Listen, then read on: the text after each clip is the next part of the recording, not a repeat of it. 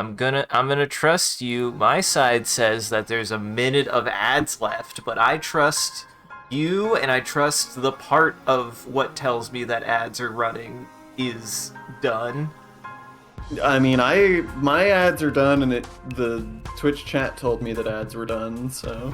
It's fine. It just says that there's another 38 seconds for me, whatever the fuck that means.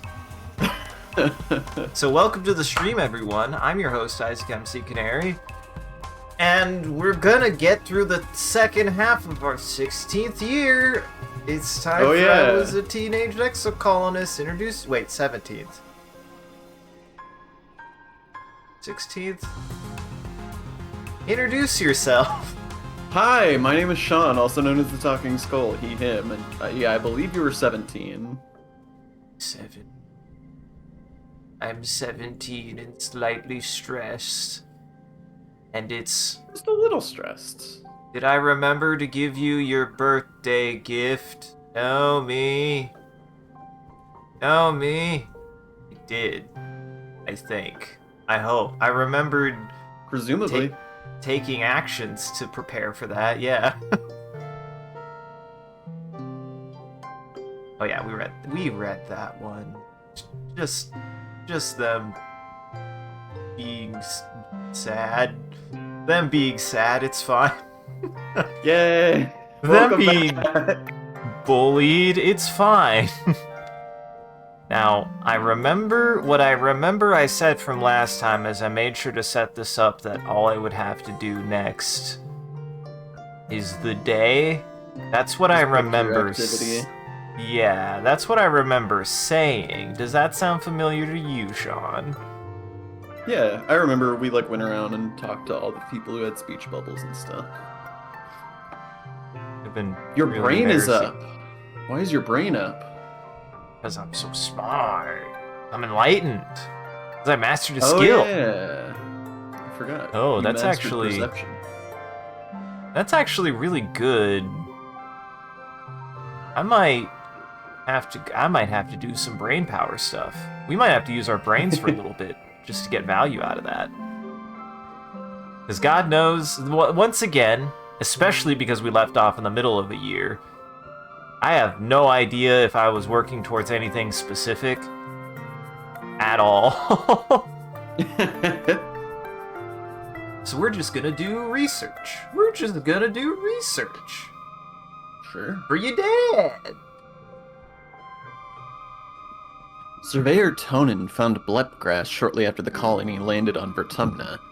The waxy violet grass grows almost everywhere near the colony, and when you steep its roots, you get a deep purple tea. It tastes horrible, grassy and bitter, but it's a stimulant and mildly hallucinogenic, so the adults think it's great. They've been drinking it for years with no ill effects, except for an overwhelming urge to stick your tongue out and say blah when you taste it. They've made they leave it to humans to find another bad drug to consume because it will fuck up your brain enough that you'll like it. Uh-huh. Ooh. You've been trying to cultivate new variants that don't taste as awful, or have more potent stimulant or hallucinogenic properties. Maybe you'll even find some entirely new medicinal usage. You're ready to test a new strain. Tangent would probably appreciate a better stimulant, and Cal would appreciate a nicer trip. Who will be your test subject? I find it interesting that both of these give me the same card. Well, I guess it's the same outcome, testing on humans. It's 2 for each gem on other cards. So wait, that's +2 to this card for other gems? Yes. I feel like I've got quite a few gem cards at this point. It's not a small amount. You'd need at least one for it to be as strong as the other card. And it would only get stronger the more gem cards I have, which is pretty good. I might be going for this one, because having neighboring blue is not very helpful for me when I'm primarily going for red challenges anyways. Yeah, I think we go with this. Yeah, we go with this.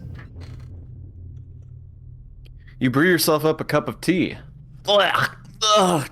You really didn't do anything to improve the taste.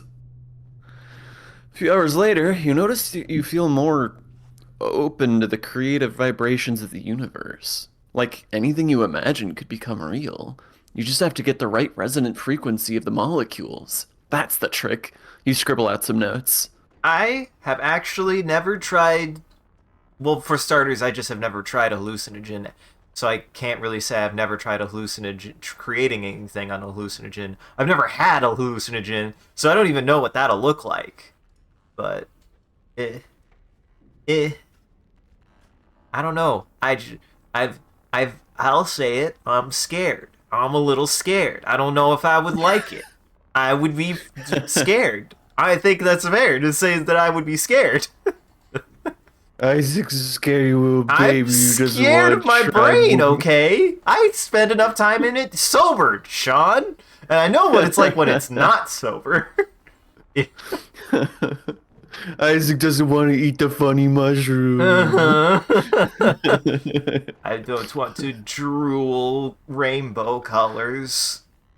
A few hours after that, you take a look at your notes. Well, luckily no one else needs to see those. We did good doing science, Sean. This was good Uh-huh, science. uh-huh. We did good This science was useful today. time. You spent time doing useful activities. Uh-huh. And now, to use my strongest muscle. The rest of time to use the intellectual muscle I've trained the most, my entire body.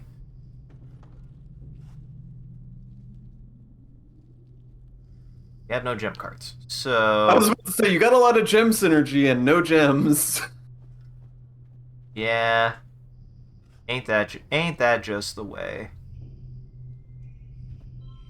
Nope, nope, nope.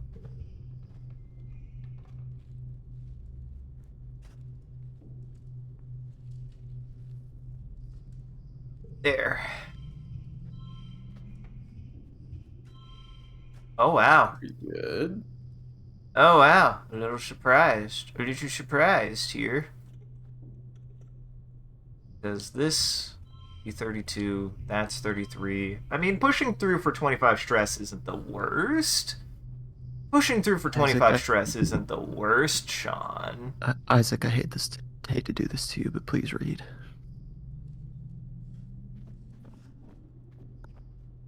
Thank you. Uh-huh. Thank you. I hate to do it to you, but Thank you, Sean. I can read. I could draw. Drawing a card might be good here. Yeah, drawing a card. Because I could get a gem. Probably draw a card. Getting draw a Getting a card gem vibe. would turn this whole hand on its head. There you And go. you got a gem. There you go. 5, 6, 4, 2, 5. Nuts. Let me see. I would have to take out that. This would be a 4, 2, 5, 4, 2, 5, 2, 6. That. Nope. Well, God, it feels so close. Sean. Hmm. 4, 2, 5, 2, 8. 4, 2, 5, 2, 8. Sean, math is hard. Sean, math is hard. Whoa, okay.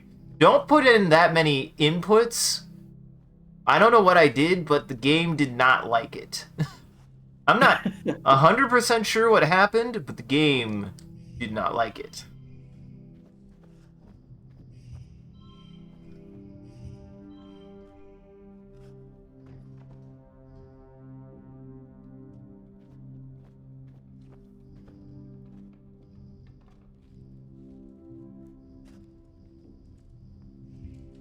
The 7 anyways. Ugh. Oh. Sean. I am bad at math. John, I'm bad at Okay. math. Thanks for letting me know. I thought I had something there. I, in fact, did not have anything there.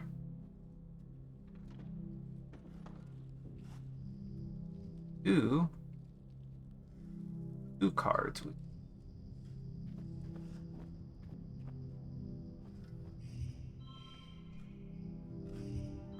Why does it feel like I did worse? Why does it feel...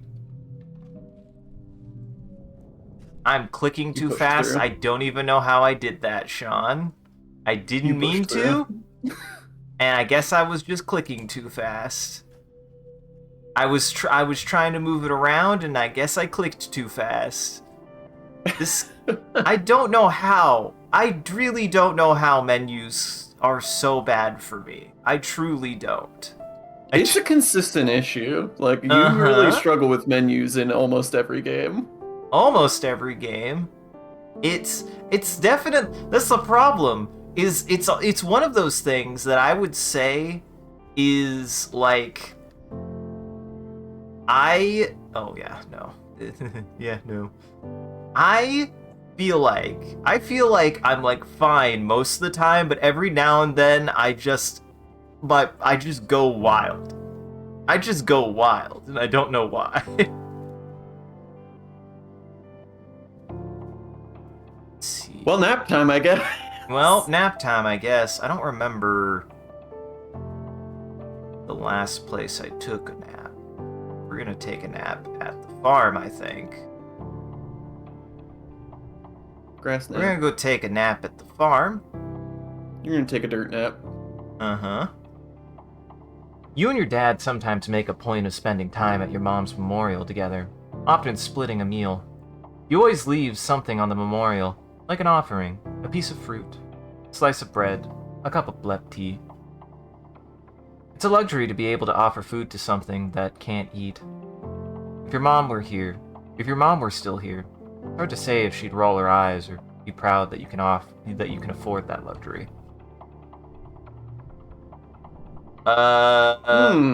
Maybe, but definitely not. I mean... Yeah, that's tough. Putting on a scary face is a difficult one to assess. Like, it's definitely on the weaker side these days, because its net value is only for going for pairs and straights. And I don't have that many yellow cards.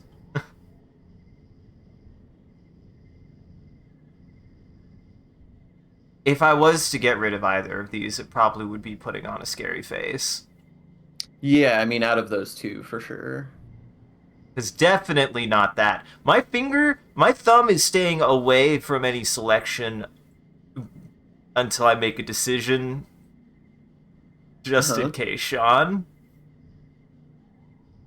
Just in case. Yeah, I think for the sake of the deck, we do this. This makes sense to me. It hurts, but it does. It's not a bad card, but I do think it's overall lost value in the deck overall. yeah, Overall, that's totally reasonable. First of the wet. Oh, I've lost my ability to get bonus brain. Now, what do you... Thought you two... I thought you two weren't associating anymore. I thought you guys To were be fair, the last disassociating. thing that was said in that conversation was that she was going to go talk to him about it. True. And I mean, he didn't seem happy. He didn't seem happy about it. He didn't seem happy about it. Oh, hey, cucumber. Oh, hey, cucumber. Where's my notebook? Where is my notebook? Oh, that's bad. Oh, there it is. Thank God. That's only bad because it's where I kept all the birthday. Uh-huh. All the one birthdays I don't know. I mean, Do you there are have more than 2 things written down for it yet? Well, can't give him a cucumber right now because I know it's not his birthday today. I know it's not his birthday today, so no cucumber for Cal yet. No me. No me. I've got a strange box for you. I got a strange box for you. Shh. Fuck yes.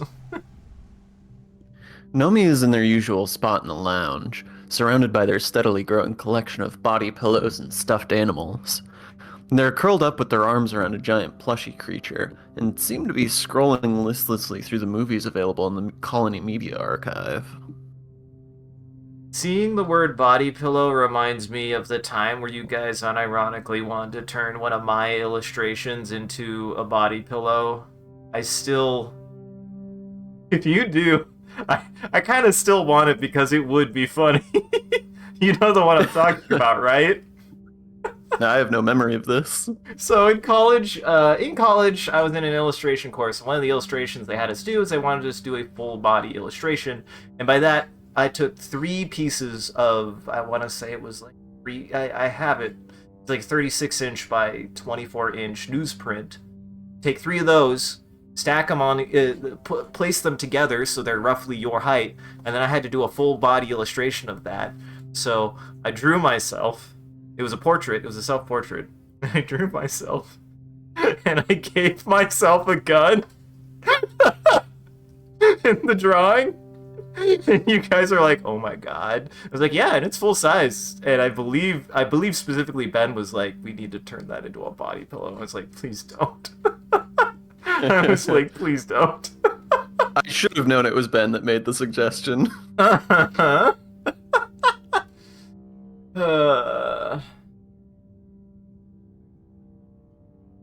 Find anything good? No! Nomi sighs, tipping over onto their side.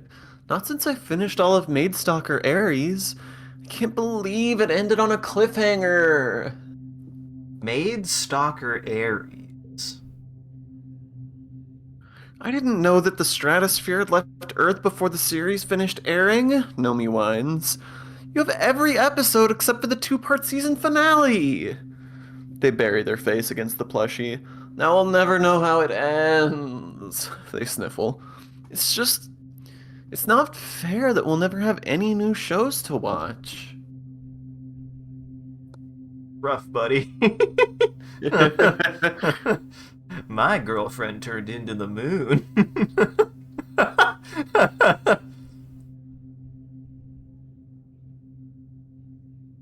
Well, I got that 31, 34, 37 empathy. Let's fucking you. This isn't about the show, is it? Nomi wipes their eyes and heaves a big sigh. Yeah, they say, not meeting your eye. I guess that's kinda true. It just reminds me that... They pick at a thread of their plushie. You know, they continue quietly, that, everything ends, and sometimes it's a lot sooner than you expected. Hey, Nomi, that's very nice and existential. Don't say that. That's foreshadowing. We gotta make it to year 18, Nomi. You gonna make it to year 16, Nomi. We ain't dead yet. Not all of us. When I got here, I remember looking at your huge media library and thinking, wow, galactic. I'm never gonna run out of things to watch. It felt like the whole world was still ahead of me, ready to be discovered. A new planet, new people, a new life. Nomi digs their fingers into the plushie. Now it feels like everything's just on fire all the time. Everyone is always on my case about how I need to grow up. What's so bad about being innocent? Why does everything have to be so grim all the time? I want to grab them by the shoulders and shake them positively, being like, me too. God. See, I had to clarify, because I feel like I'm not shaking them. I'm shaking them. Snap out of it. Slap him across the face.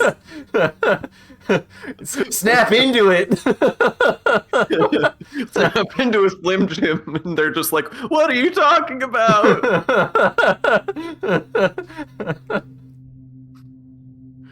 They wipe their eyes again angrily. And I don't get any more episodes of this stupid show I like. It's not fair. I get that. It's hard. Lily nods, their chin wobbling as they try to keep it together. Yeah, they say, tipping their head up to the ceiling and trying to put on a brave smile. Thanks for getting it, Solar Plexus. I do my best. I do my best. I do my best to fill things. When did I become popular? Because you won Vertumnalia. Oh, yeah!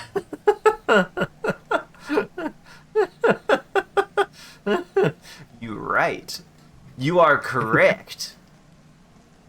As it happens, I did win Vertumnalia.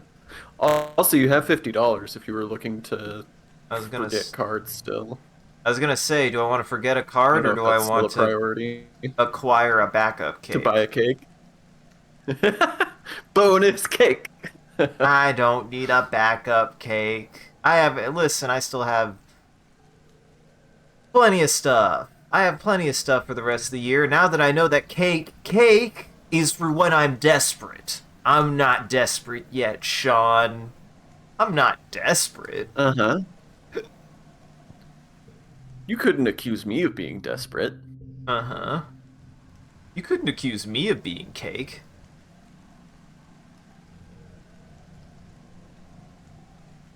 I'm on the fence. Probably between Calm Temperament and this. And I hardly ever get this one, though, and thank you. Mm-hmm. Or...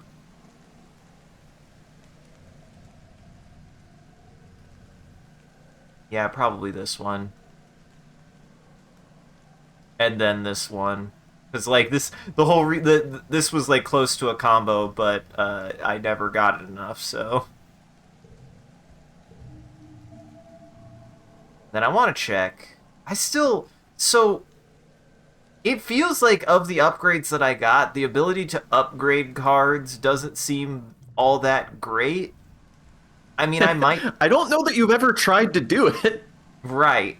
Oh, yeah, that's why I was holding on to that. I'll try upgrading this one next and see what happens. Because if it upgrades like a bunch, then sure. But if it only upgrades one, I'll be like, well, that kind of bit eggs. That sucked I enjoy eggs. biting eggs. Why am I fighting eggs? Oh, I enjoy biting eggs. Oh. I enjoy fighting eggs. Don't ask why. Your dad has an interesting sample he wants you to study today. So, kiddo, I've been cultivating something, he says. He shows you a plant with thick purple stalks and pairs of tiny heart-shaped leaves. It's called dizzyweed. We used to have something like it back on Earth, he continues. It makes you feel relaxed and silly, kind of like blep tea, but without the buzz. We're gonna study it together. Man, Why now we're are just you finding... just making drugs over here? We're just making drugs now. What the hell? He looks at the sample. I'm pretty sure we can find a medicinal use for it. Wait, I thought this was cows. Yeah. That's amazing. Yeah, I might. That's funny. Wait, I thought this was cows. Your dad laughs. Where do you think I got the term dizzyweed from? He and I are in cahoots. Did you guys try it? No. I ain't a liar, so no. I ain't no poser. I ain't a liar Your and dad I chuckles. am scared of drugs. Your dad chuckles. Well, you can if you want. It's safe, even for teens. Well, just don't go too overboard with it, or you might end up like your old man. He curls his hands like he's doing a scary impression of a monster. Doing what you love on an alien planet with a great kid! Smoking a lot of weed. Your dad smiles. Okay, take a look at the sample and let me know what you find. So when it says one extra card when drawn, does that mean any card, or does that mean an It additional? just means No, that draw. would You just specify draw one more duplicate. card. Yes, that's a really good card, actually. You know what would pair really well with? Yeah.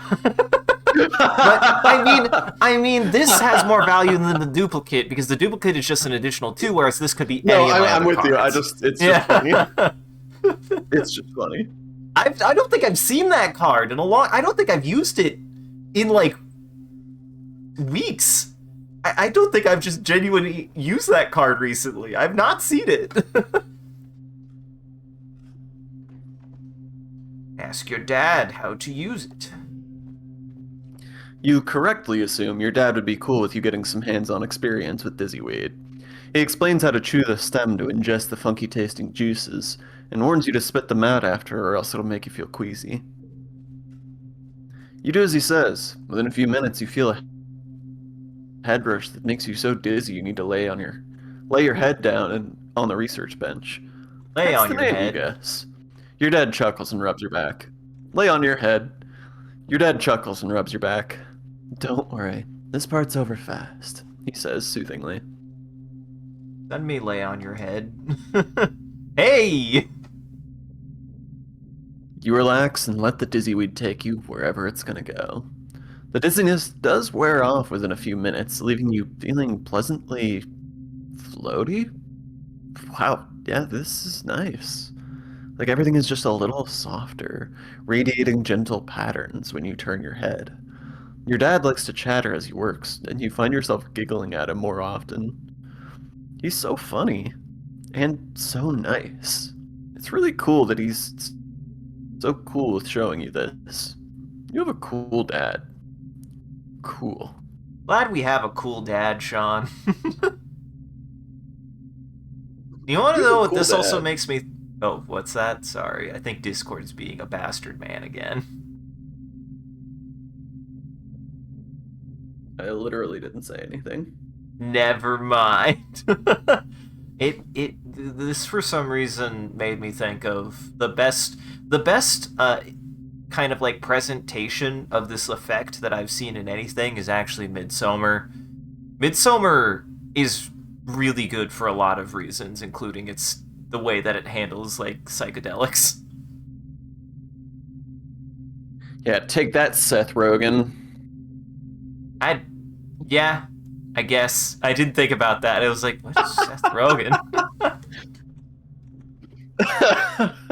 After a while, the high wears off, and you feel a little more corporeal. While you were circumnavigating the wormhole, Congruence helpfully crunched a few numbers and provides you with a report on the plant's chemical composition.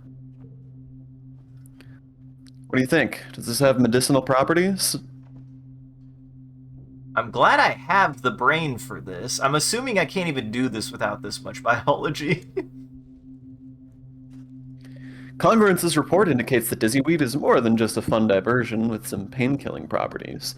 At a high enough concentration, it can actually fight off bacterial infection. Neat. Your dad is proud of your work in the field of pharmaceutical science. He floats you a few kudos and warns you definitely not to ingest the concentrate. You don't drink the bong water, Sean. Believe it or not, you do Don't not drink the bong water. You do not drink the bong water. Dan, It's not good for you. you could end up making a fuck of money off of this one. Between the 20 kudos for passing the skill check and 10 if you equal goal, and then also the money for beating the thing and popular on top of all of that.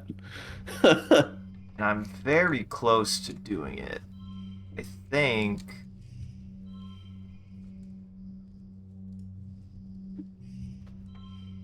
Uh,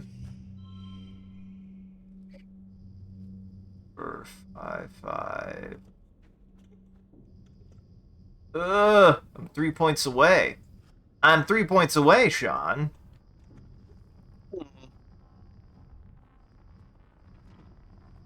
Hmm. Two. That would just be a 2. That would do. This would do it. This would do it. This would be 3. Because yes, it'd be 2. Wait. No, it'd be 4. No, it'd be 3 because it's 2 points, and then the 1 plus 1 for the pair. I could do the math. Is it though? It is, baby. I'm. I was that doubt. Did I hear doubt? I got to inject some drama into these, man. Holy shit! Yeah, that was a lot. Hey, look what I can do, Sean. Jesus Christ! I told you. So much fun. Yeah. It all That was fast. worked out. Hey, look, I can do a thing. Oh, I hey, love look. when a plan comes together. Hey, an extra gear slot. Nice. Yes! That's very good. Fuck, that's really good. Probably a little late, but that's really good, Sean. 2 less stress, plus 2 bonus to pairs. Would that combo with the gun? I think so? I think it would combo in the way that you don't want, but they would both apply. Yes. I have to remember how PEMDAS works. Yeah, this would be good too. This would be good. That's just a flat +5 at the beginning of every challenge, which is not bad.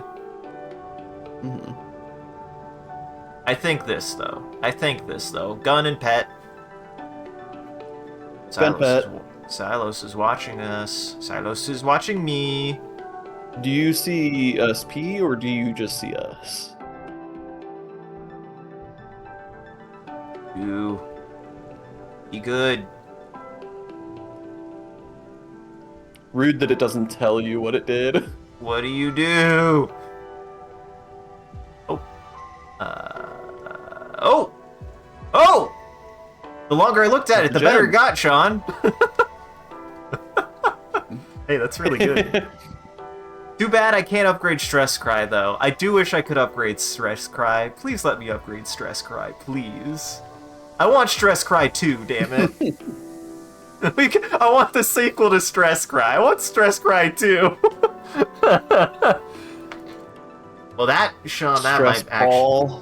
That might actually have to be the VOD title, because we're just huge fans of Anger 2, so... I'll never not... I mean, yeah, Stress Cry 2 for sure. Did you get the stress ball joke, though? Because I thought it was really good. What did you say? I said stress ball.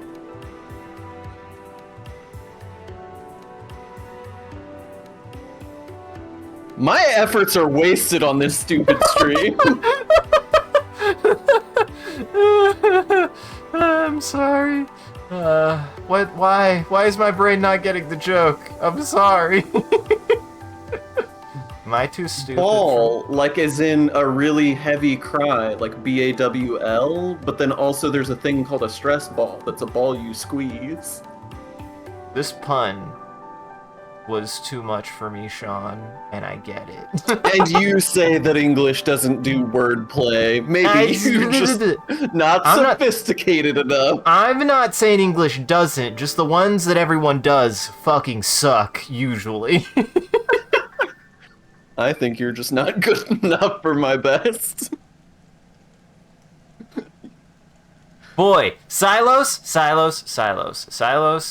I apparently can't process context very well today, because it did take me a second to be like, Silos, my mom's still fucking alive. What are you talking about? Jeez. Isaac is on all cylinders right now. They're not necessarily firing, but they're all here. The V4 is humming in the front. I don't even know if that's a real engine. Pretty sure it's a real engine. I think we go to the swamp. I haven't been there yet. You're gonna I hunt? really don't want You're to be gonna friends with hunt with Vase, though. Vase? Yeah, that's disappointing. I was really hoping that going to the plains would be, uh, I'd be able to go to the plains and build more with Nomi, but I guess that's still not on the table. I Why is... mean, you don't get it automatically, but that doesn't mean that Nomi might not show up. That's true. And I know that That's they're what happened last there. time. They weren't automatically given points, but they did show up. True. Yeah. I do find it maddening and incredible that somehow I managed to just... The only person I can't do things to build relationship with is Nomi. I just didn't do the... I didn't build my character in a way that would give me whatever would actually lead into that. Oh well. Mm-hmm. Oopsie. Oopsie. Oopsie. Oopsie. Let's do cook then. Let's do cook then. Cooking. Either I do cook, or you know what? I'll do that in the last month. We'll do cook. We'll do cook. Wow. Even better than Mama. Yeah. Whatever you said. Terrific. The Just a kitchens are cooking bustling Mama with other joke. cooks because obviously you can't feed the entire colony.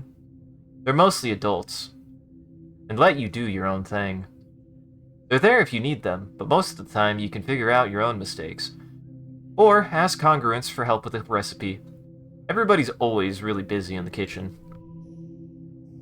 Cooking, cooking, get one slot card gets +1. What the And it's the fuck? last slot. That last slot is getting fucking blasted. I was gonna say, I was like, that last slot is getting fucked up. I mean, that's gonna be a +5? So... yeah, +5.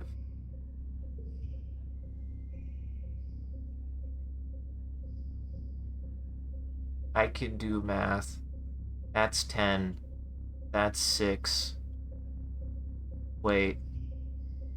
Yeah, I can do math. Shit.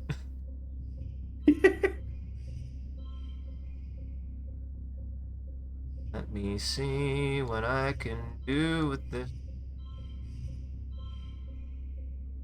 Ugh! Ugh! uh, Ugh! Is this... 33. That is a straight. And then what? This has to go there. This was a 37. Well, shit. remember, you're absolutely ass blasting pairs right now. Yes. Pairs are absolutely destroying, which this might be the best, and then I would get -5, so I only really take on 10 stress, which is not bad. And I have a Yeah. lot of spare stress bar, so yeah. Yeah, that's pretty good.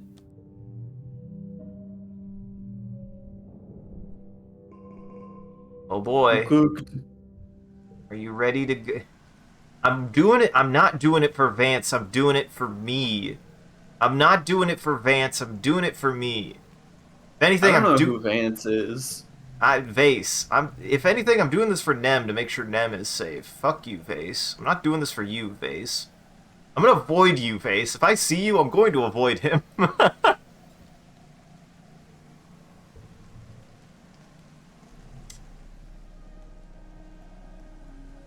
I actually don't think I've ever done this. Sean, I have to reload because I remembered at the last second. Yeah, I was on. I didn't say anything, but I was like, boy, Cal. Sorry about your friend, Cal. Would it be this? please, for the love of God. Please. Please. Please, Sean. Thank God. I'm sorry, Sean. I'm a moron. Where are you going? Where? There's Tangent. Have birthdays to not forget.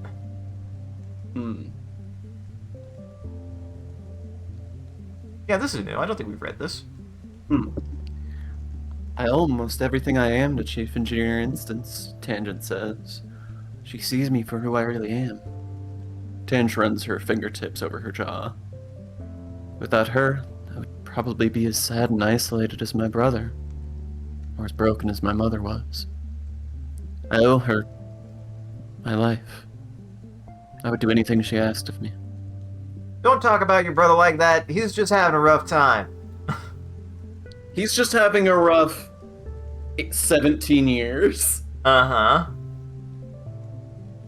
It seems you've remembered my birthday. How thoughtful of you, Tangent says, accepting the flower with a dubious look. I'll set this flower aside to analyze later. I am interested in the properties of all Vertumnan flora.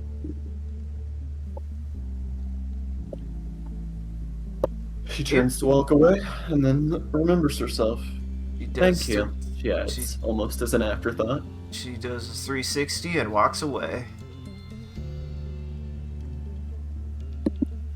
A war on alien life, Dis says, shaking his head. Am I the only person in this whole stupid colony who realizes that we are literally the aliens here? No, don't worry. We didn't forget. Also, happy birthday. This is a really good happy birthday. I'm doing this for you. He plucks at the roots for a bit, but then his shoulders slump. Did you give this to me because it's my birthday? He asks. I actually hate it when people make a big deal about my birthday. It's... look, maybe you should just do something nice for Tange. She actually likes the attention.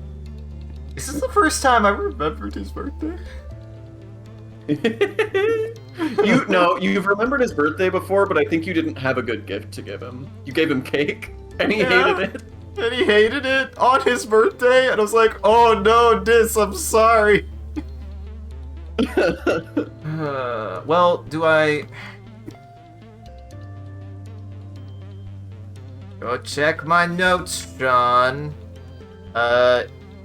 See, I'm convinced that you're never gonna figure out Cal's birthday. Would they wouldn't put 3 people's birthdays on the same day, though. That would be silly. From a game design perspective, it seems unlikely. I'm going to believe so, and I got a cucumber. I got a cucumber ready for the next year. And I have just between the last month of quiet to the second month of wet to check left, Sean. It's fine. That's just 8 months. That's probably fine. Oh, Jesus. I'm very as well.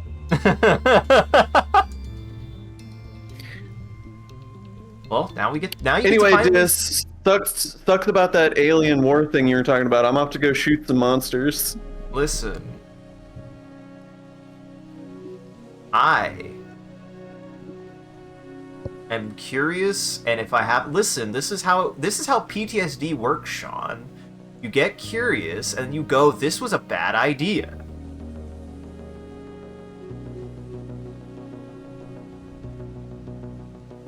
You look down at the drone rifles. This is me, thanks.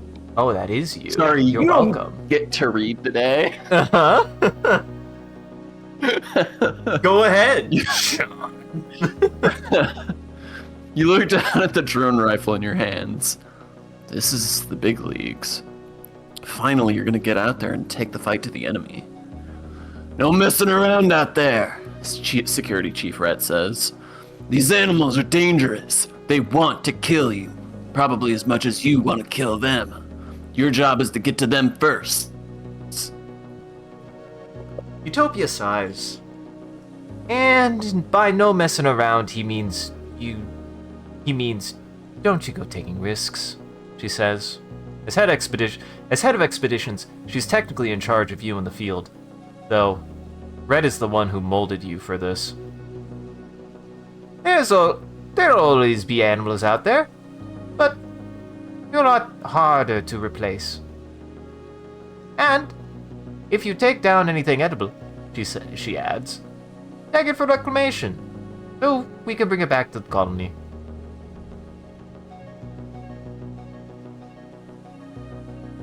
Vase is practically humming with excitement beside you. Rhett pairs you up to head out together, and Vase sighs. I don't need a buddy, he grumbles. No offense, Solar Plexus, but you'll only hold me back. Good, we agree. Bye. Rhett shakes his head. You two are a good match, he insists. I want you to watch each other's backs out there. Stay within transceiver range of each other at all times.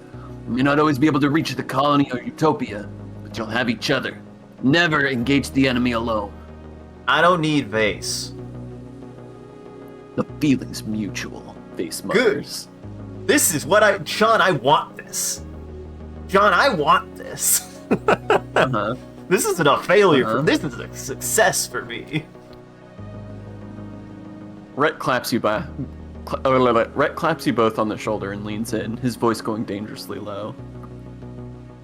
If either of you ever comes back alone, I will personally kick your asses all the way back through the wormhole, he says, a firm smile still on his face.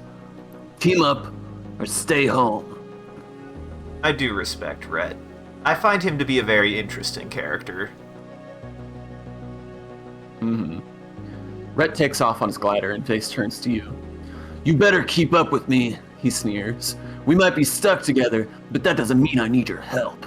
I'm gonna get all the kills and all the kudos, so just let me do all the work and stay out of my way. Go ahead, fuckboy. The subaqueous swamps are especially dangerous, Utopia says. Something in the air makes the beasties here all kinds of fickle. Could be the storms, but normally docile creatures are a mite more aggressive. She bites her lip.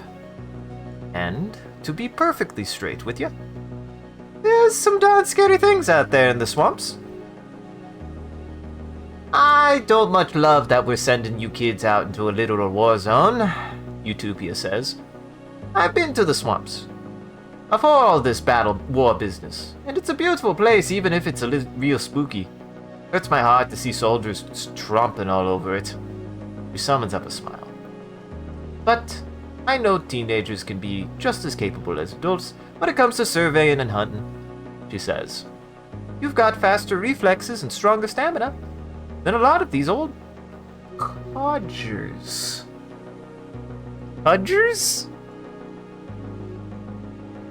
I just don't know that word, Sean. I just don't know that word. Just try not to take stupid risks out there, okay?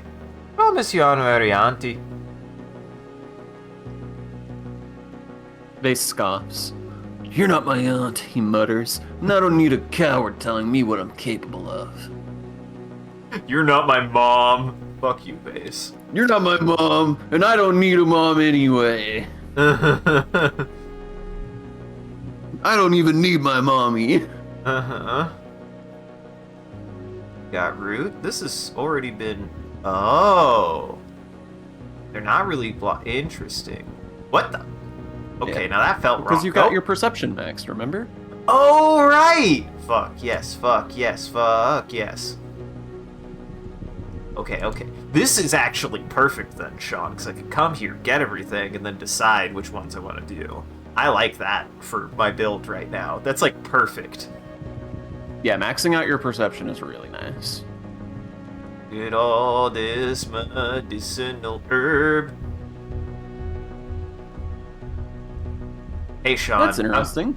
I'm glad that we came here. You really have not been to the swamps? I'm surprised. I don't want to fucking hunt Xenos. What are you talking about? See, and that's why my build, I don't fucking have to, Sean. Well, we'll find out if I have to, but that's what I think this game is well designed enough that, yes, you can still come here, and it is implied that your expectation is to kill things, but because of where we're at now, I actually feel like I don't have to, and I can work with that. Look, I found this is going to be important. We'll find out. We'll find out. This is also just a really big area. And I'm already lost. I wish we had a map. The downside to this ability, this is the first time we've been here. I don't know where I am, Sean. There's something suspiciously regular about this clearing. Something that doesn't feel natural. There's something here. I can feel it, Base mutters. We're not leaving until we figure it out. Don't even think about dragging me down like you always do. This is the first thing we've done, bud. Fuck you. You've done training together and stuff. That's fair. I do want to kick his ass, though. Fine, if that's how he wants to play this. You split up and walk to opposite sides of the strange clearing to investigate. The muck sand is so even here, like it was smoothed by a giant spatula or vibrated from below to settle perfectly level. You turn to see if Vase has any ideas. Wait, where did Vase go? Wait, where did Vase go? Vase is gone? You jog over to where you last saw him and discover that the ground drops away here to reveal a perfectly person-sized hole. Vase's backpack lies nearby. He must be inside. You call down to him and hear the distorted echo of his voice call back to you. He's found something. You crawl in after him. The tunnel drops steeply and is longer and more narrow than you're quite honestly comfortable with. You're relieved when you finally pull yourself through a large cavern. Vase helps you to your feet with a haunted expression, and you rise to see... Floating in a huge vat of glowing water is a faceless. The vat, like a specimen jar, but massive, is walled on all sides by organic-looking crystal growths, some transparent so you can see the abomination growing inside. The water inside undulates gently, throwing patterns of light on the cavern ceiling. Lights blink in control panels recessed into the walls nearby. What the hell is this place? Vase mutters, taking a step towards the vat. Is that thing alive? Did someone make it? As he steps closer, the faceless inside the vat turns to perceive you. Its tentacles press against the transparent crystal glass, sensing you. You watch as its tentacles stick to the glass, flexing, undulating, extending, its great body distancing itself from the glass until... Oh no. Crack! The faceless slams itself against the inside of the vat, and you hear an ominous cracking noise. You and Vase stand frozen in horror, with your only way out being a slow crawl through the belly of the soil behind you. You're trapped. Crack! Crack! Water spurts out from the crack, first one jet, then two more, then five, then the whole enclosure buckles and splinters all at once. You and Vase are pelted with crystal shrapnel, then unceremoniously knocked to the ground by a literal wall of water. You slam into the cavern wall and black out for just a few seconds, coming back to find yourself still sputtering and flailing as the water quickly drains away into the grates in the floor. The whole room shakes with an ear-splitting roar. The faceless is loose. Solar plexus! Vase calls out to you. Get up and run! You blink, trying to force your vision into resolve. Vase stands in front of you, his rifle drawn, and beyond Vase, the faceless. Its gargantuan form can barely fit in this cavern. Its fleshy tentacles press up against the ceiling, and its tree trunk legs are stuffed awkwardly underneath it, like a poorly made stuffed animal. Its entire body looks saggy, runny almost, like it wasn't entirely done baking in there. It roars again, flecking you both with spittle and vat fluids. Vase gestures towards the hole. Go on! I'll hold it off! Boy, this escalated quickly, Sean. You struggle to your feet, the movement making your head pulse and a swell of nausea rise in your stomach. You must have cracked yourself real good against that wall. I said, get out of my way, solar plexus! Face hollers. This one's mine. Well, I was gonna be like, I'll help you, but now I reconsider. The hole is right behind you, and Vase seems determined to throw himself at something really heroic. You could take your chance to flee, or... Um, Base, I might fucking hate you, but I'm not gonna let somebody fucking die. You're not letting Vase die for you. You grab him by the back of his uniform and haul him backwards, dragging him into the tunnel. The creature tries to chase you, laboriously crawling on its belly and reaching with its terrible hive of tentacles for you, but it can't quite follow you into the ad break. No! What is an ad break but a tight space? Fricky. Frick. God. Well, I mean, we got good luck with ads, everyone. Sean, which do we want to talk about first? The show we finished or the show we started? I don't even want to talk about the show we finished. I'm so sick of talking about it. That's fair. We don't have to talk about it then. We finish Furin. But we checked out this show, this like live action Japanese sketch comedy group made a like parody of Dragon Quest and of JRPGs in general. Mm-hmm. And I don't remember how we found it, but we checked it out, and it was really funny, actually. Yeah, like, it was a lot of fun. I did not expect it to really be any good, but it kind of beat ass, the first episode at least. I don't remember the exact context because I think it got brought up while we were streaming, Sean. And like for some reason, like we were talking about Monty Python. I think I was like maybe talking about like why is what is there like a Japanese version of Monty Python? And I think you like tried to look that up and you found that because it was inspired by Monty Python because it's kind of like a sketch comedy thing, and it's really fun. What is the name of it? It's got kind of a weird name. The Hero Yoshihiko and the Demon King's Castle is the name of the show. The name of the group, I don't remember. It's in that link I sent. I'll double check real quick.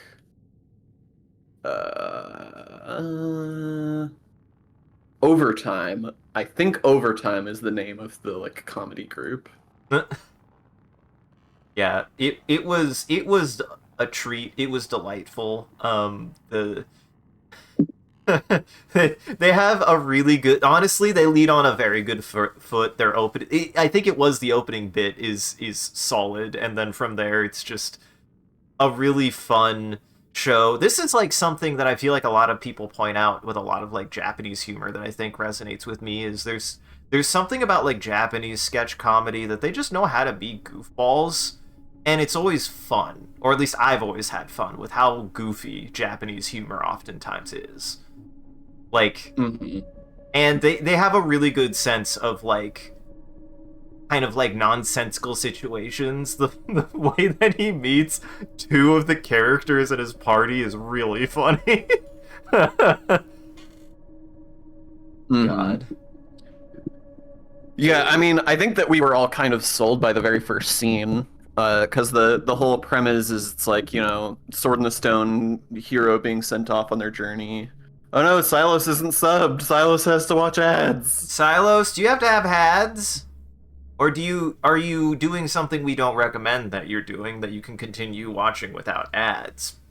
Because if you subscribe, then you don't have to worry about doing that thing we don't recommend. Thank you, Silos! Thanks, Silos. 85 monthos. Hoorah. That's a lot of months. But yeah, I can barely count that high. It is...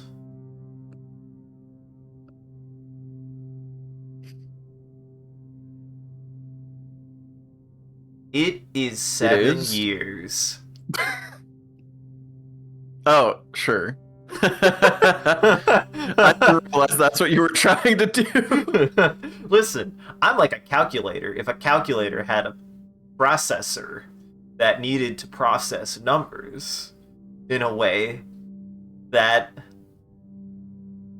was bad. I mean, sure. I guess I'll grant you that. How is the Welcome brain back from ads, everyone. Welcome back from ads, Silos. how is the brain such a good calculator, but it can't do math well? Like, why is it so good? The brain is the brain is a particularly good calculator. or computer. I meant computer. Why is the brain such a good computer for how bad it is at math?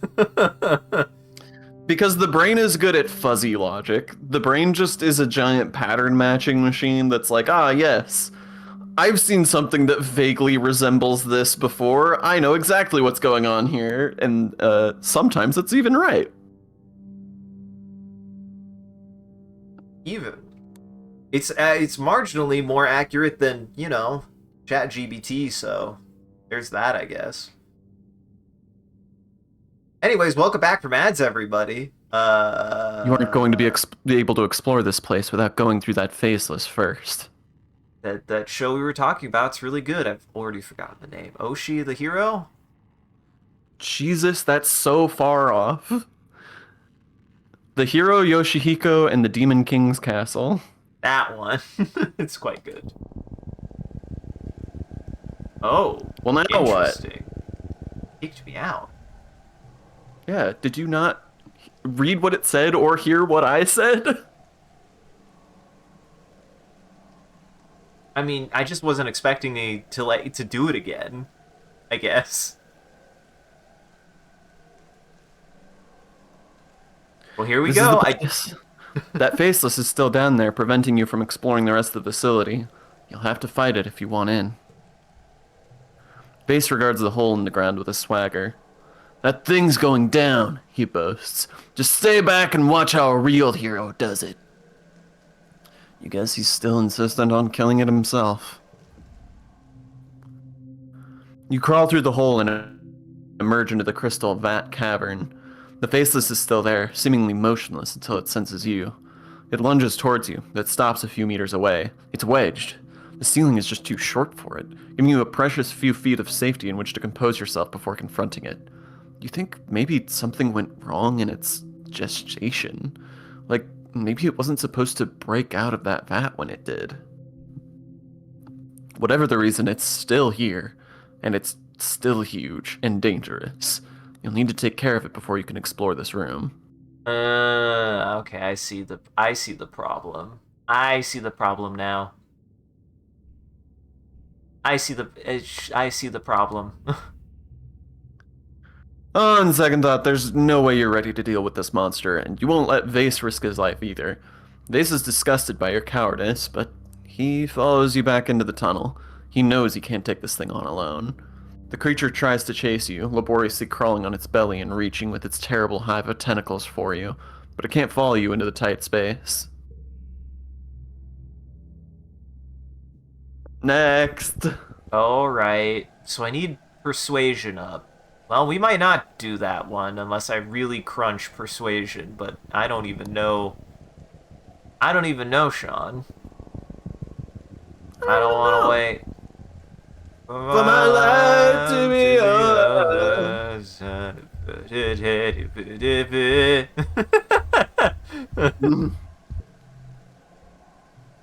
Wait, you recognize this sound?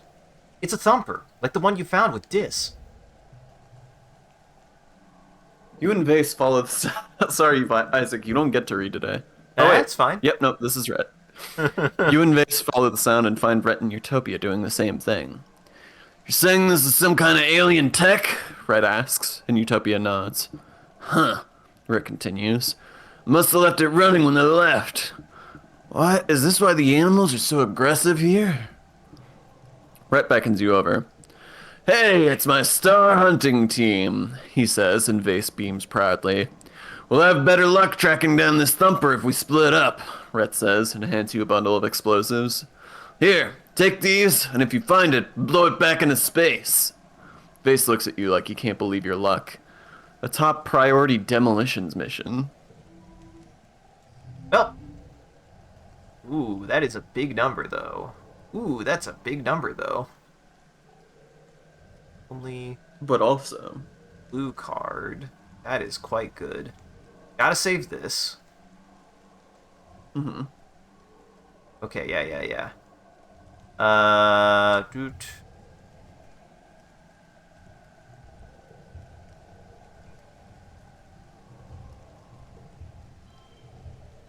Yeah, that's a good first play, I think. That's a good first play, I think. Ooh, bad. Bad yeah, I draw. had a feeling that was gonna happen.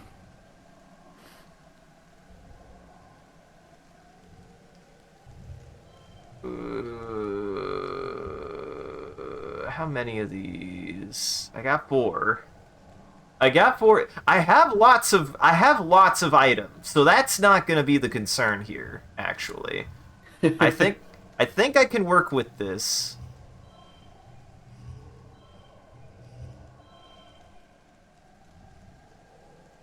Yeah. It's not ideal, but I think yes. I want that's one more additional point. Yeah. Yes, I think this is the best I'm gonna get out of this hand. I mean, these are already so many cards, and I have plenty of draws and other things, so I think I can get value out of this still.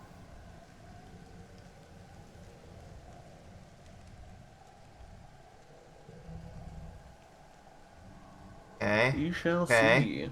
Okay. It's a good Alright, no, we start. can make this a pair, so that's a really good start.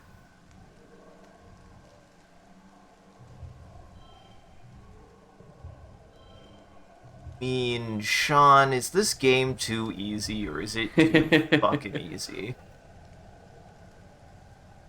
Sean, is this game Say supposed that to to you be... from an hour ago who accidentally pushed through for 35 stress. Is this game even hard? This hand though? Holy shit. This right Uh-huh. here? Holy fuck. Yeah, that's a way to do it for sure. Darn, I lost one kudo though. I think you You played follow a Mars's thumping card. sound to one of those alien pyramids of shining black rock. This one is half submerged in the muck, and its vibrations have liquefied much of the ground here, and make the standing water ripple nervously. The creatures nearby are acting strangely, too. It looks ancient and overgrown, but also technologically advanced beyond your comprehension. It's a strange blend of organic and inorganic parts, and somehow, it's still working. You could destroy it as requested, or you could study it. You already know which one Vase would rather do. As you're considering your options, you hear a growling noise from behind you. Rising out of the shivering muck are several Xenos, drawn mad by the ceaseless thumping. I do want to study it. Well, sorry, Sean, I'm not above committing violence. Mm-hmm. Uh, I'm... I'm in... I'm sorry. Wow. What can I say? I... Ooh. Ooh! Ooh! That's a very good first turn, though. Yeah, them pairs going strong. Why, yeah. Why, I oughta. Why, yeah. Now I'm starting to get my deck to do some shit, Sean. That hand kind of is okay. It's fine. It is fine. No gem cards though. That really bites. Mm-hmm. Yeah. What? I'm thinking. Yeah, that was better. Yeah, that was better. That's a 5. Now that's That better. did have a difference. I was like, and that did nothing? And then 2 points. And then we throw a stick at the last part. Yeah. Yeah. Well, Money. money and violence. Yay. You and Vase manage to dispatch the creatures until only a few dazed hop eyes are left. He kicks a carcass back into the swamp. Stupid animals, he chuckles. Are we gonna blow this thing or what? No. No. This thumper is in better condition than the ones you found with Dis. Even partly submerged, you can still clearly see how it works. The sound is loud and clear. You analyze the thumping and determine it's a signal. Some sort of carrier wave with regular patterns. Your holopalm registers higher levels of animal pheromones in this location as well. You determine that the thumpers can also be pointed directionally, and creatures will try to move along its path, like it's a beam, a ley line. That explains the paths radiating from the first thumper. First thumper, Sean. The first thumper. Uh-huh. Animal paths. Up close, you can hear the thumpers, but the long, low wavelengths below human hearing can travel much further, like radio frequencies. Every animal in the area must be able to hear this thing, probably better than you can. And the smell. It seems to be emitting some kind of a chemical from the coral-like ball at its core, puffs of it in time to the thumping. Pheromones? Fungal spores? Judging from the mood of the animals here, this structure must draw them in and make them aggressive, riling them up for something. Guarding something, maybe? Or amassing an army. Vase leans against the thumper and sighs. You're such a nerd, he complains. Can we just blow it up already? Fuck. I'm actually sad that we are out close. Well, didn't want to blow it up, Sean. Guess we're gonna blow it up. Don't want that. Don't like that. Yay! You set the explosives you got from Rhett, a sort of crystal-infused jelly that the Helios brought with them. You stand back what seems like a safe distance and... Kerblam! The shockwave knocks you flat on your back. Your vision goes white and stinging loud as you crack your head against a rock. Great!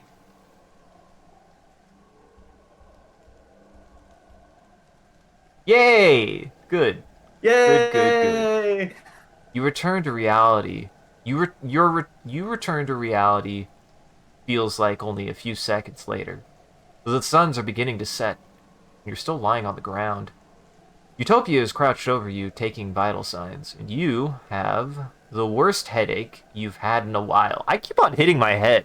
I've noticed this, Sean. I've hit my head a lot. I think the first thing I did in this game was hit my head. Your brain's fine.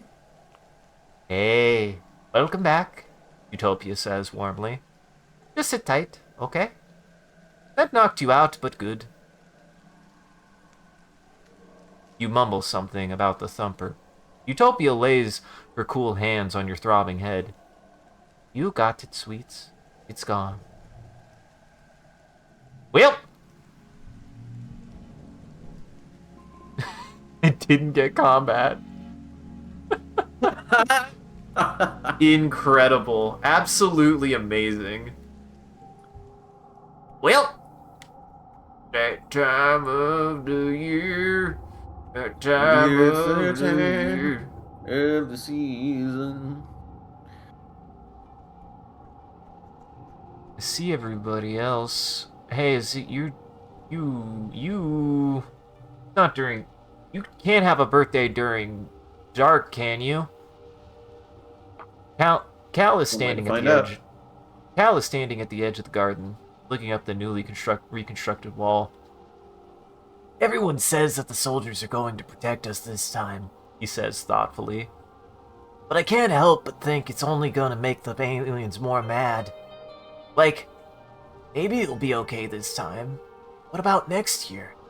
Or the year after that? He rubs his chin with the back of his hand. This is their planet, he continues. We can't figure out how to play nice. Not gonna stop until we're gone. Have a cucumber. Nope. Okay. Hey, I'm prepared for next year to try 2 more times to figure out his birthday. Or 4 more times to try to figure out his birthday next year, Sean. I believe that you can go the whole game without learning his birthday. I'm gonna do it. I'm going to prove you wrong.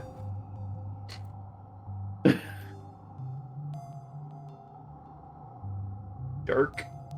No. No dark. Not in dark. I never thought to talk to everybody at this point.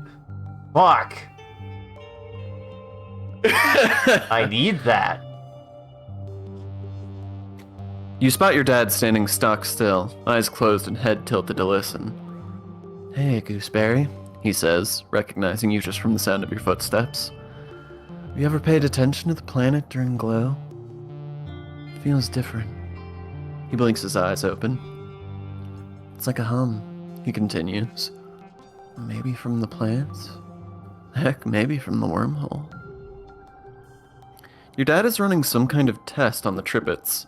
He's playing different chords and trying to see if they have language or just making instinctive animal calls.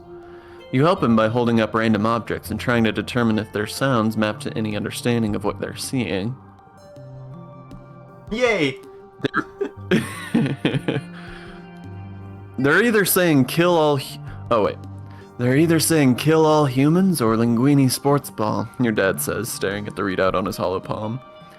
I just can't be sure. Could be anything. Could be anything. Could be either. Okay, it does. It stands to reason there'll be some sort of attack this glow, as there always has been in other years, Tinge says, looking out towards the walls. It's my hypothesis that each attack will grow in intensity until we are routed from the planet or become the dominant species. With how difficult this year was on our food supplies, we are certainly entering the season at a disadvantage. That's not good. Don't say that. Have a flower.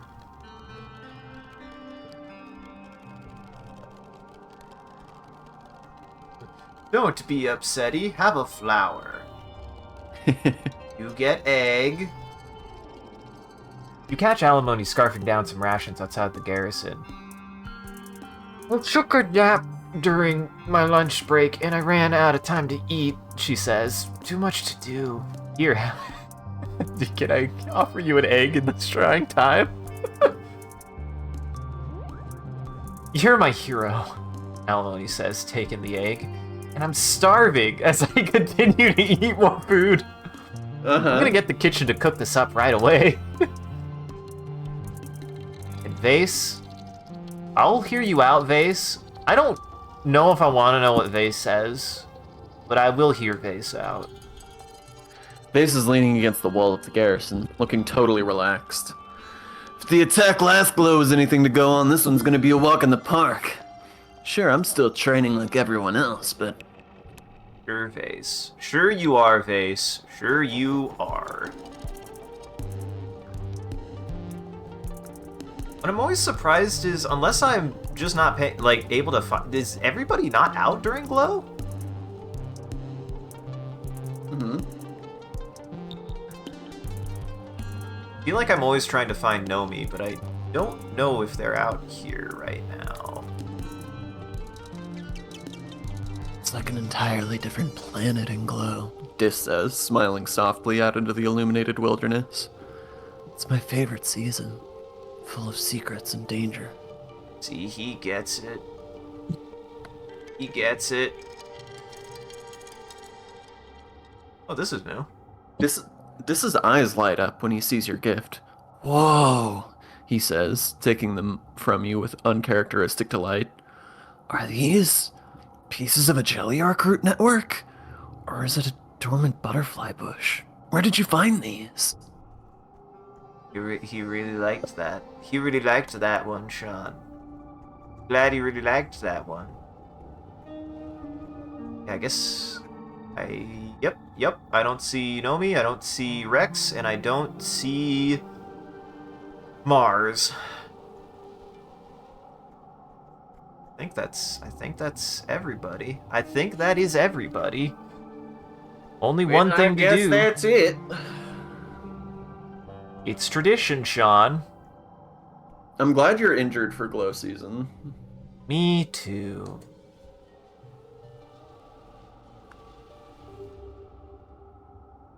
The view from the wall during glow is absolutely breathtaking.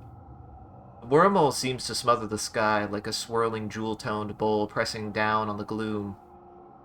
Everything in the wilderness is lit up and seems to breathe in and out with the planet, like one living creature made of stars. Beautiful. You could almost forget how dangerous it is. Never! No! Never, Sean. I couldn't.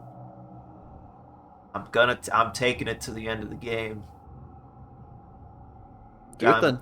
I'm doing it. Coward. I'm taking it to the end of the game. You're just putting on your boots to grab dinner in the lounge when you hear the colony's sirens begin to wail. It's the yearly attack. Ugh, they couldn't have waited until you ate dinner? Rude. Outside your window, you watch the colony defense begin to mobilize. Your holopalm chimes with the usual reminders for all civilian colonists to stay indoors. I'm protecting you, Nem. Oh. You head to the garrison to grab a plas rifle, then report to the front. Chief Rhett looks surprised to see you, but assigns you to a squad with alimony and tells you to get up on the wall and do your best. On the other side of the walls is more Xenos than you've seen in one place ever. They seethe out of the forest, large and small, herbivorous and predatory, fungal and otherwise, flying and crawling and hopping towards the colony with a single-minded determination. The air fills with the phew-phew of laser turrets and the crackle of plas rifles. The enemy's front line collapses, only to be replaced by even more Xenos. Just as many as before, if not more. There's no end to it. The firebreak turns into a graveyard of dead and dying alien bodies, wave after wave crawling over the corpses until they roil at the base of the walls like the foam on a wave when it hits the shore. You hear the walls creaking underneath you. But they hold strong. There is no sun to set in glow, but night falls on the battlefield without any break in the fighting. Your fingers begin to cramp from pulling the trigger of your plas rifle. Finally, you're relieved by the second guard shift. You walk straight into the garrison and right into a dreamless sleep. You're awoken 6 hours later for your next shift. The kitchens have provided the soldiers with pressed soy rations and hot blep tea, which you grab, then make your way back to the walls to survey the carnage of the night. As you arrive, your holopalm lights up with a priority message. "Security personnel, we are under siege," the security chief says, getting right to the point. "On Earth, sieges were used to break a city by starvation or drought. We have plenty of food and water. Guards will rotate 6 hours on, 6 off. So long as we keep the Xenos on the other side of the wall, we can hold them off for days. Weeks, even." Weeks? Everyone exchanges exhausted looks. He pauses, then adds, "We can do this. We're stronger than them, and we're not going anywhere." You and the other soldiers fall into a fitful rhythm, alternating shifts on the wall with brief snippets of sleep. Gunfire becomes the soundtrack of your days. Shit, Sean, there's no T in that word. What is wrong with me? Well, there is a T in that word, actually. There's not a second T in that word, Sean. Gunfire becomes the soundtrack of your days. which begins to smear together like paste. Alimony is alimony is particular alimony is alimony in particular is suffering. She volunteers for relief shifts, sometimes pulling doubles or triples on the wall. You catch her mechanically shoveling soy porridge into her mouth before seeming to fall asleep sitting up. A minute later, she jolts awake as someone's spoon clatters against their bowl. Embers grow short as fatigue sets in. 6 days pass. You're on shift, watching the Xenos batter themselves against the walls. You feel your eyes unfocus at the sheer formless horde of them. In all these days, they still haven't breached the colony. Sometimes they even seem to retreat, ebbing backwards and reforming somewhere else. It's behavior you've never seen before. A group of monsters breaks from the tree line. Nothing new except for one of them. One of the Xenos looks different from the others. Almost humanoid. What is this? What is that thing? The creature looks at you. The creature looks suspiciously like a person, at least from the waist up. Down below, it's a lumbering chimera, vaguely reminiscent of a faceless, wrapped in tattered bits of flesh and bony protrusions. Something like hair flutters behind it as it turns and looks right at you with an unnerving, malevolent intelligence. You rub your eyes. Yeah, it's still there. I like his flower gun. Mm-hmm. It approaches to the base of the wall. The other monsters surge forward, on to pound against the gates.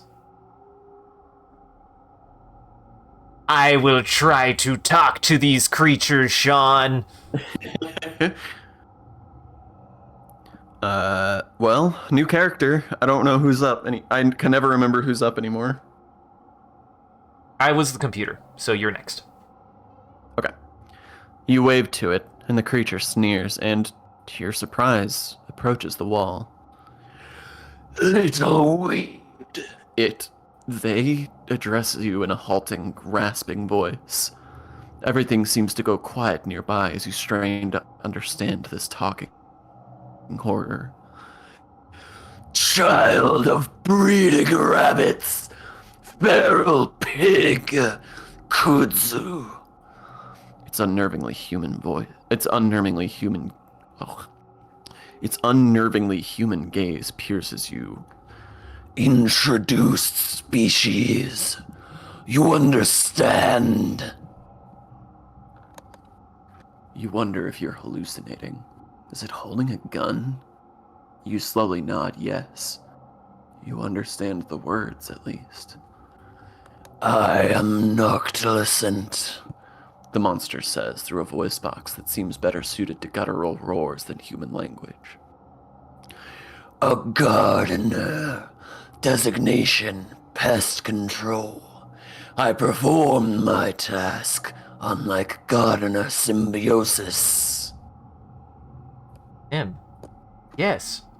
Now that they're standing still, you can see the seed of Sim's slightly inhuman features staring back at you.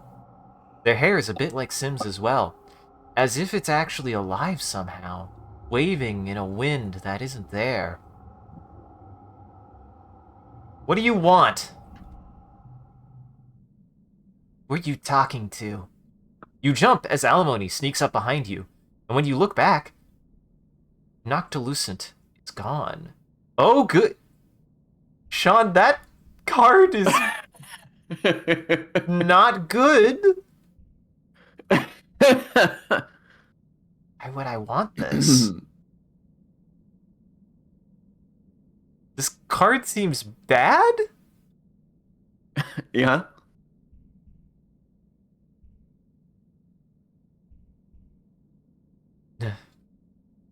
Nobody. You shake your head and mumble something about needing sleep. You promised Sim you wouldn't talk about the gardeners. She nods and pats your shoulder. This siege is getting to everyone's solar plexus. It's okay. Finally, after the 6th day of the siege, you look down the sights of your plas rifle to see a curious thing. The monsters are retreating. As you gather with the other soldiers in the colony square, your holopalm lights up with a priority announcement from Governor Loom. "The alien attackers have been defeated," he says. "The siege has ended." Loom smiles broadly and puffs out his chest. "Another year, another win. You're welcome, Vertumna. You're welcome, humanity." You're welcome! You hear and see Chief Rhett nearby, looking livid. What did he do? He rants to his security officers. Raced out there like an idiot with his honor guard. Defends strategically unsound positions, put himself in danger so we had to save his overstuffed ass! The soldiers all shift uncomfortably, but no one disagrees. And when I actually needed him, Rhett continues, taking his 12-hour beauty rest while the rest of us slogged through endless shits. God, I do like Red a lot, actually, Sean. The soldiers are exhausted from the siege, so the crowd in the square disperses quickly. Only a few Helios remain, covertly filming Rhett while he continues to rail against Loom. On the horizon, the first rays of quiet streak the sky with lavender. You watch Utopia's reclamation crew head out through the gates to begin vaporizing xenocorpses for their component molecules. That night, you have terrible dreams. You imagine that you're sieging the colony, that you're a creature crawling in the mud, on your belly, the ozone crackle of plas rifle arcing overhead. With your taloned claws, you rip into the walls like they're made of clay, stuffing choking handfuls of it into your mouth. In a moment of lucidity, you try to pull the clay from your throat, but no matter how hard you pull, it just never ends. You jolt awake when you realize you've been pulling your own guts out of your throat. Just a dream. You're shaking and coated in a film of terror sweat, your heart pounding. You don't find sleep again before dawnbreak. Woo! We did it! Trauma! Trauma! I'm trauma maxing, guys!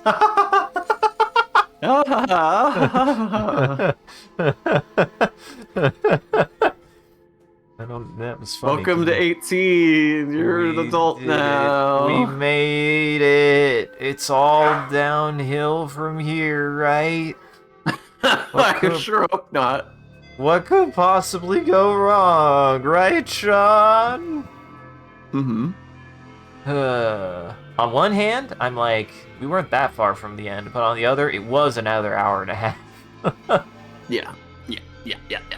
Something tells me this last year is gonna be jam fucking packed. Jam slapped. Uh-huh. Let me see. Let me see. You No. just tried to activate stress cry. Maybe. 96 with Nem, 97 with Dis. Good. Honestly, I might start saying if Vase goes higher than Mars, I will hang out with Mars. That's how little I want Vase to like me.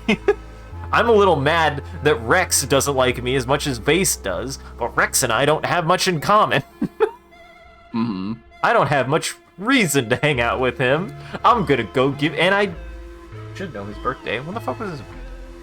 When the fuck was your birthday? Your birthday was the 1st of Fallen, I believe. Menus, how do they work? Menus, how do they work? Yes, the 1st of Pollen. Rex, I'm gonna give you sticks. I am a little mad that Vase likes me as much as he does. See, Vase is the kind of person that thinks that I like him because I keep on being around him, even though I fucking hate his guts. I mean, Vase doesn't like you is the thing. Like, the two of you are not friends. No, not at all.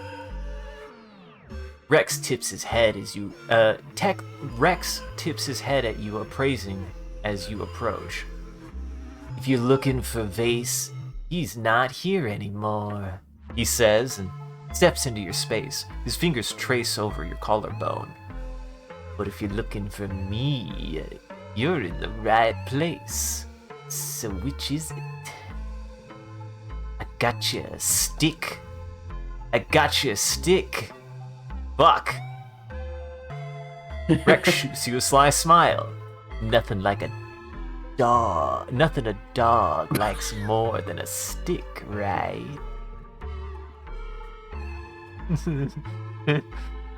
You're welcome. You're welcome, Rex.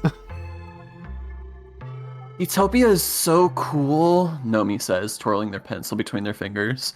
She's just out there in the wilderness doing cool explorer-y stuff. Almost makes me wish I was any good at exploring.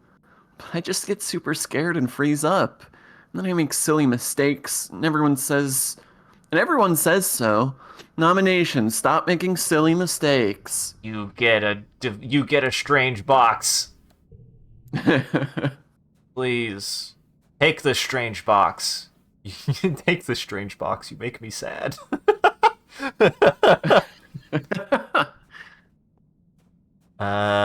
Let's see. I think, yeah, 80 biology, which is another radioactive plant, which is not bad, which is good. I don't know why I said it's not bad. Yeah, we are getting pretty close.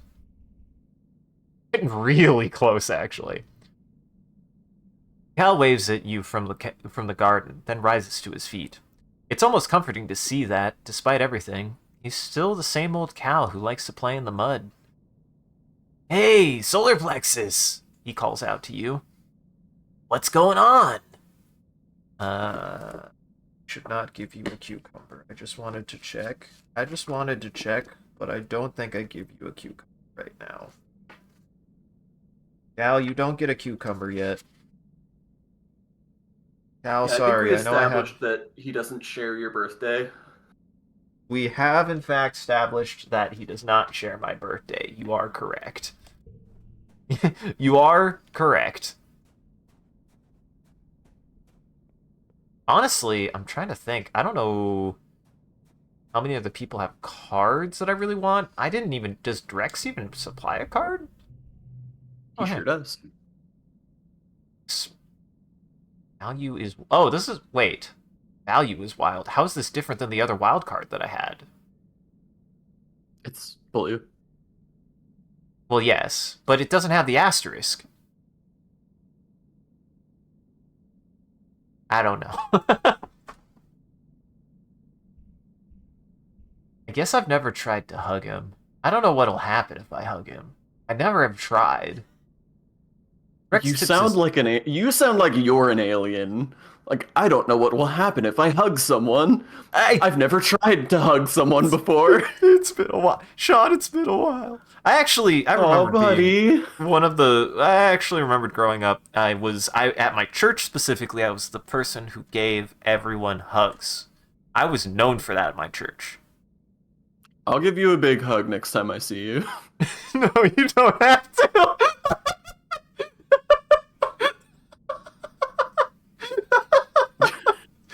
It's fine.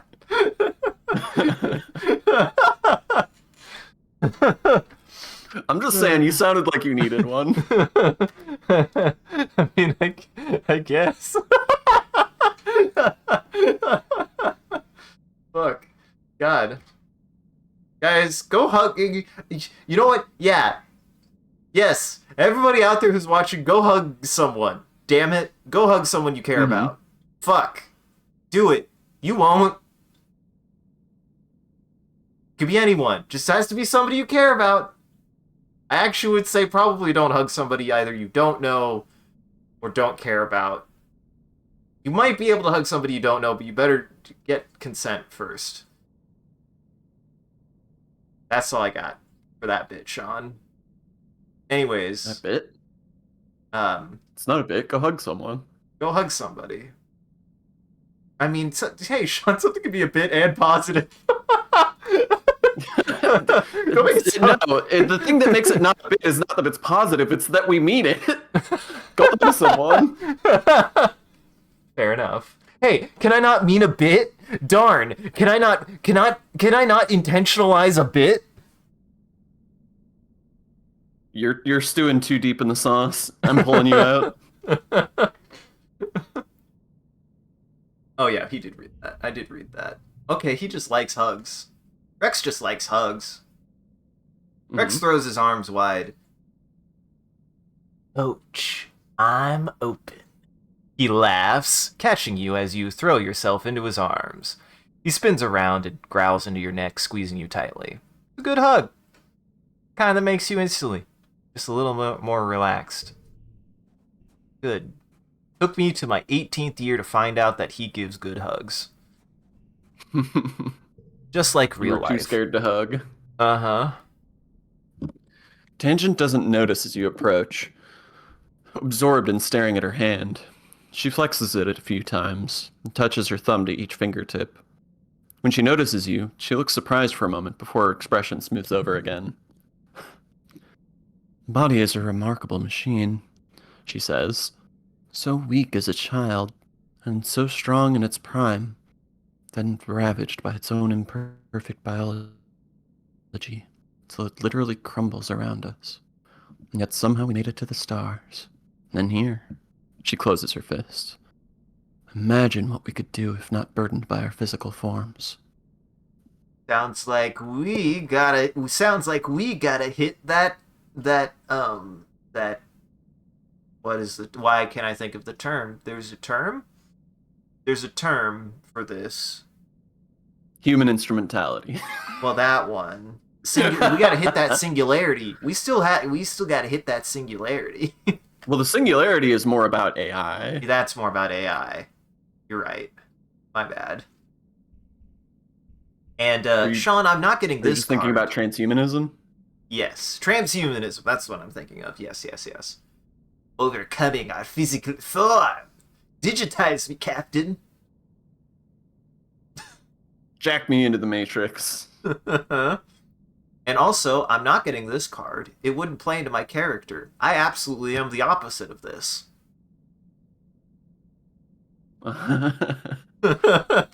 It's okay, your reasoning is never going to hit 40. Yes. I love that out of all of the blues, reasoning is still the lowest.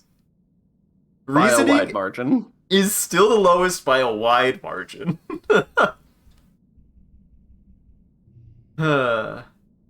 Listen, this game just understands. You don't have to be smart to be brave. I mean, objectively, you don't have to be smart to be brave. Uh-huh. I was gonna say, traditionally, you need to be stupid to be brave. Stupidity helps. It's not a requirement, but it does help. It's a boost. Oh! Yes, Tange? Tangent is about to duck back into engineering when you approach. She winces and shields her eyes from the sun. She looks at you miserably, and you notice that her right eye is glowing faintly. It's my new hollow eye implant, Tange says. Its ghostly glow snaps in and out of existence as she blinks. I seem to be experiencing some unpleasant side effects from it, similar to that of an ocular migraine, Tange confesses. Instance warned me that this level of visual information can be difficult for the human brain to comprehend at first. You agree to follow her into engineering to get out of the sun. I hate Sean that this... I need to finish my sentences. I don't hate you, Sean. I still want that hug. I hate that... Oh. Doesn't even hate me. Get loved, nerd. I would... If certain things in my life hadn't happened recently, I wouldn't know what this is. And I hate that I now know what this is. Because I get them now. And they An ocular suck. migraine? And they're terrifying. Hey, Sean, the last time I streamed Helldivers, I got one of those for an entire mission. It was terrifying. I'm fine, I'm sure. Yeah, I Thankfully, can't. I haven't had that specific kind of migraine. They do sound weird. It's you just can't see correctly for a little bit. It's not great. And again, my experience with it is like it is just, boy, I can't read those words anymore. Oh, hey, my vision came back and now my head wants to die. Like the headache part doesn't actually happen until after I get my vision back. It's very weird. I don't understand it. Hmm. I don't understand it, and it's like something that I just it's one of those things that makes you realize that no matter how long you've lived, you will find something new that your body's gonna do weird that you're not gonna like at some point. I mean, classically, your body will continue to find more and more things to do weird the older you get. Yeah, no, yeah. But Sean, come on now. I just have to have my existential reminder of my mortality every now and then. Come on, like Uh-huh, everybody uh-huh. else. Fine. It's similar to a hollow palm, she explains, still holding her forehead and squinting, but with an infinitely large screen because it projects directly into the oculus. It used to belong to Dr. Instance, but she passed it down to me to help with my work. I don't know if I want hand-me-down implants. I don't know if I want those like handed down to me. Mm-hmm. Would you take a hand-me-down I want those in implant, prime Sean? condition. A hand-me-down eye/brain implant, that's rough. Yeah. I mean, even like a Like, prosthetic there's some that though. I would be like, this is a mainly mechanical thing, and like, as long as it works mechanically, then it's fine. So you'd take like a hand-me-down Eye/brain foot. implant does make me nervous. You would take a I'd take a hand-me-down hand-me-down foot. foot, yeah. Okay. I mean, like even a Hand-me-down hand-me-down. arm, hand-me-down foot, that kind of thing, I'd be happy with. I think I could do foot. I don't think I could do hand. I don't know what that hand has been in. I don't know what that hand has Tangent's got one of touched. them bootleg eye stems. show, show your work. What do you mean by that? She's got a hand-me-down part of her eyeball. Uh-huh. It's just actually Tangent's whole eye. She's like, I don't need this anymore. This is yours. I actually got this from my mother. Awful. Oh man, if we do get to that cyberpunk future where cosmetic like prosthetics and attachments become a thing, we will have hand-me-down prosthetics. And unless I haven't played enough Mhm. cyberpunk, I'm surprised that isn't a side quest in that game. And if it is, I don't want it spoiled. It's a surprisingly underexplored aspect of like cyberpunk and transhumanist media. Like there's always like Ripper Docs and like back alley chop shops and stuff, and there's like sometimes the idea of, high end parts versus like shitty old low end parts, but yeah, like it's not as common to have like scavengers stripping parts and like passing parts down between like within the family and like that kind of thing, which I feel Right. like I do feel like that's underexplored. Like the only thing that I know that in like especially 27/7 is you do run into people who like, are the will like hunt and butcher people for their prosthetics, but like just genuinely, I think there's something to be said because the reality of technology, especially with the way that we understand technology now, with the kind of like used present that we have, is just because we have new tech doesn't mean the new tech is the most common tech. Like if anything, the most common tech is still old tech. It's what was new at the time that it came out, but 5 years old now is I think what Yeah. is common. I mean, I would say even older than that, but yeah, I totally Yes. agree. And I think that would be very fascinating to explore from a transhumanist like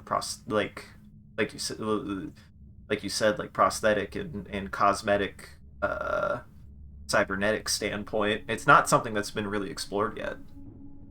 Like, think about that. I just want a family with 5 kids that passes down augments the way they pass down clothes. Yep, the way You that they pass down. your aug. Oh, that's so awful. Oh, that would be terrible. It's been in 4 separate people. Oh, oh, awful. I'm sure you'll get used to it soon. Tenge sets her jaw and nods, determined. I know I will. It's only pain. It's more than an implant, Tenge continues as you follow her to the medbay labs. Hollow eyes are on the very forefront of human augmentation. They represent our next steps towards ascending as a species. She touches the red scar where her hollow palm used to be. No more clunky screens, no more privacy concerns, she says quietly. Elegant, integrated design. It observes the motion of my hands and uses it to generate an AR interface for my entire field of vision. It's partly powered by my own metabolism, through the magnets embedded in my skull. It's beautiful. Nobody else is here. You hear the gentle hum of experiments running in the corner. This kind of technology is so far beyond what we're capable of reproducing in the colony. Tenge sighs, rubbing her temple under the implant. Once they're gone, they're gone. Maybe Earth will send us a shipment of new ones someday. But I expect they've developed something more advanced since we left Earth. I suppose it's more likely they've forgotten about us completely. Yeah, that's more like it. The quiet hum of the laboratory is shattered by an alarm. Tenge jumps at the sudden noise and shuts her eyes tight. I have to get this, she mutters, gesturing in the air to silence the ringing. The simulation I'm running is time-sensitive, she explains. The specimens require minutes to change to their environment The specimens require minute... Oh, minute. Fucking The hate specimens English. require minute changes to their environment every 2 hours. Yeah. Temperature, humidity, light levels. She grimaces. If we had better automation, this wouldn't be a problem. Minute and minute is one of the probably worst examples of that because you don't really run into minute very often, and it's such a, like... Because there's, like, read, read, and read, right? Like, sure, but that's, like, a short word, and you can interchange them. It's annoying. But I think minute, you just don't run into Yeah, minute. and context is always very clear with them. Like, you're never going to run into a position where you're like, did you mean read the plant or read a book? It's like, okay, we immediately know. Did you mean read the plant like a book, or the book is a read? I could do it. Tenge considers this. Yes, you have proven yourself trustworthy in the lab, she says. It's experiment A2 on the wall there. She slumps down on the floor beside you. Rests her head in her arms. Go tell me what you see and I'll walk you through it. With Tange's assistance, you set the new environmental parameters for her experiment, which seems to involve fungal growths of some kind. It's unfamiliar to you, but you're able to follow Tange's instructions easily. While you're looking over some of the specimens, you realize that you could make some improvements to Tange's modeling. Help, Tange, help, Tange. Tange liked that I helped. You make the changes and log them diligently in the computer. Tange breathes a sigh of relief when you return, unaware of your meddling, for now. That should buy me 2 more hours, she says.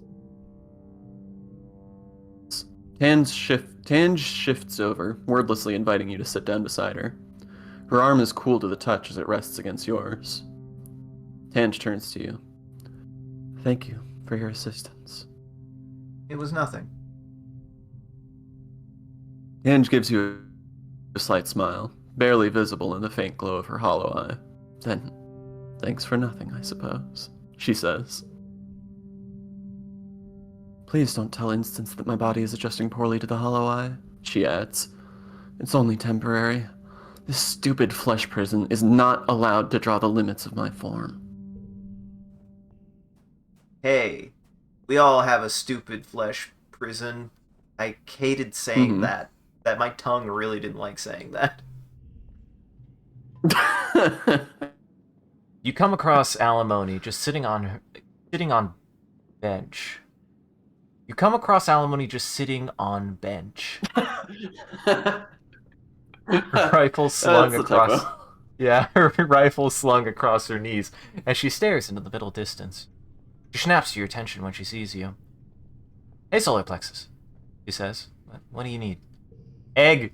Egg! Egg for my troubled friend. No, you need egg. Please have egg. Please have egg, my troubled friend. Vase, you get nothing. Oh, I did give Nomi their present. I did do that. Nomi is typing away at their hollow palm, their tongue sticking out between their teeth. Sorry, I just gotta get one more line of code down, they mutter, as the ad break approaches. they're creating ads. No, no, you don't know what you're doing. Stop. It would You just don't know be the power you it would just be a really cool way to let people know about the control. project I'm working on. I mean, I wonder who made the first advertisement. Like, what what do you think they were? What do you think that their best sales pitch was? It had to be like, "Come drink my bread." Like, I can't imagine. I guess I mean, like, bazaars have existed forever, but that was just screaming at people, right? It had to have been snake oil, right? Knowing humanity. Mm-hmm. Yeah, nobody advertises anything that anyone needs, Sean. You're right about that. Hill. Man, their names keep getting worse. What the hell? Huh. Yeah. Yeah? I even saw it. Well, I didn't see. I saw that one was earlier, and before I even caught their name, you had smited them from this planet, from the plane. To which good job, I guess. Good work, I guess. Thank you. Uh, You'll be happy what? to know that their name was, in some ways, the worst one yet. Yeah, I mean, they're always really bad. They're always really bad. The dang ding dang bots are keep on getting worse Ew. names. Sorry, I I made the horrible mistake of checking the stream and seeing what the ad was, and it was a fucking AI ad. Like, not an ad for Um, AI, it was an AI ad for cat food or something. I thought I had said something, and I was like, what did I do? What have I done? What have I done?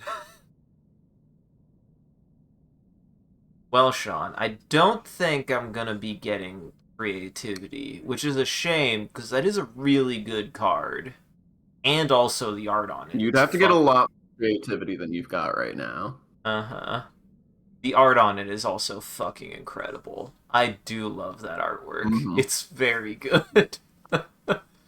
It's Yeah, I mean, very we talk good. It's about it very every fun. stream, but it's great. Uh-huh. I just want it. I just want it, Sean. Look at it. It's amazing. It's It is incredible. amazing. Well, Sean, I don't fucking know. What have you been up to? I've been trying. Fair.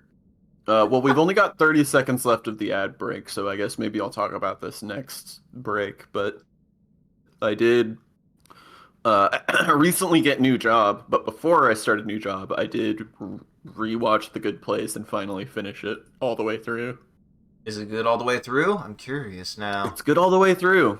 Nice. I mean, I do. I did enjoy what I saw of that show. It's quite good, and it does have a joke that's made for me. But that's because whoever made that Hmm. joke understands that for whatever reason, my if we're gonna talk about what my actual like heritage culture is, it's Filipinos find other Filipinos funny just for existing, and we don't know why. It's great. We're some of the just anything I've ever understood is that we're just huge shit posters all the time. A lot of Filipino people have a very dry shit posty sense of humor. The There's a video I'm very fond of that is also the video that I got my chicken adobo recipe from. That is a very good chicken adobo recipe that also just has a really fun Filipino guy with a really good sense of humor. He's great. I haven't seen him in a long time. I might have to look him up again, but he was really good. He has a really good bit where he just does a really dumb cheesy smile, and that's it. He's just like, look at how handsome I am, and it's really funny. He's just being a weirdo. Well, welcome back from ads, everyone. I hope you survived. Did I have rock to give you? Do I have rock for you? Do. I'm gonna get more. We have one rock. Have you seen Dis around? Have you seen Dis around anywhere? Mars asks. I was just thinking. I haven't seen him in literal ages. Is he still out there playing Explorer? Why? Why? Ooh, if I had any persuasion, that's a pretty good card. Have a rock. She holds the crystal up to the light and gazes into it. At the right angle, I can see my face in it. Beautiful. And then Cal doesn't get that, and I think we finished that. So, I'm gonna first go find more strange... Oh, wait, no, Dis. Everyone here is so afraid of dying that they don't even bother living, Dis says, fiddling with the strap on his backpack. I'm not afraid of death. I know I'll die eventually. The thought doesn't scare me at all. I used to think that the inevitability of death meant life was pointless, he continues. But now I find it comforting. Nothing you do can change the fact that your life doesn't matter. So, you can do whatever you want. When people don't like it or they make fun of you, who cares? They're gonna be dead soon too. He shrugs, looking more relaxed than usual. I don't know. I find that freeing. Herb. Have an herb. Enjoy herb. And now what we're gonna do. We're gonna go.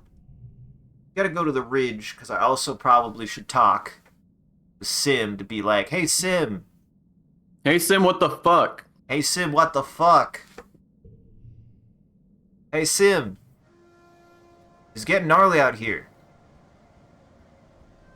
And also, now I could just slurp everything up. And I could make sure I didn't miss anything, finally. This is actually very nice. This is a huge, like, boon to have at the very end of the game, Yeah, I don't want to actually. be that guy, but you did miss something.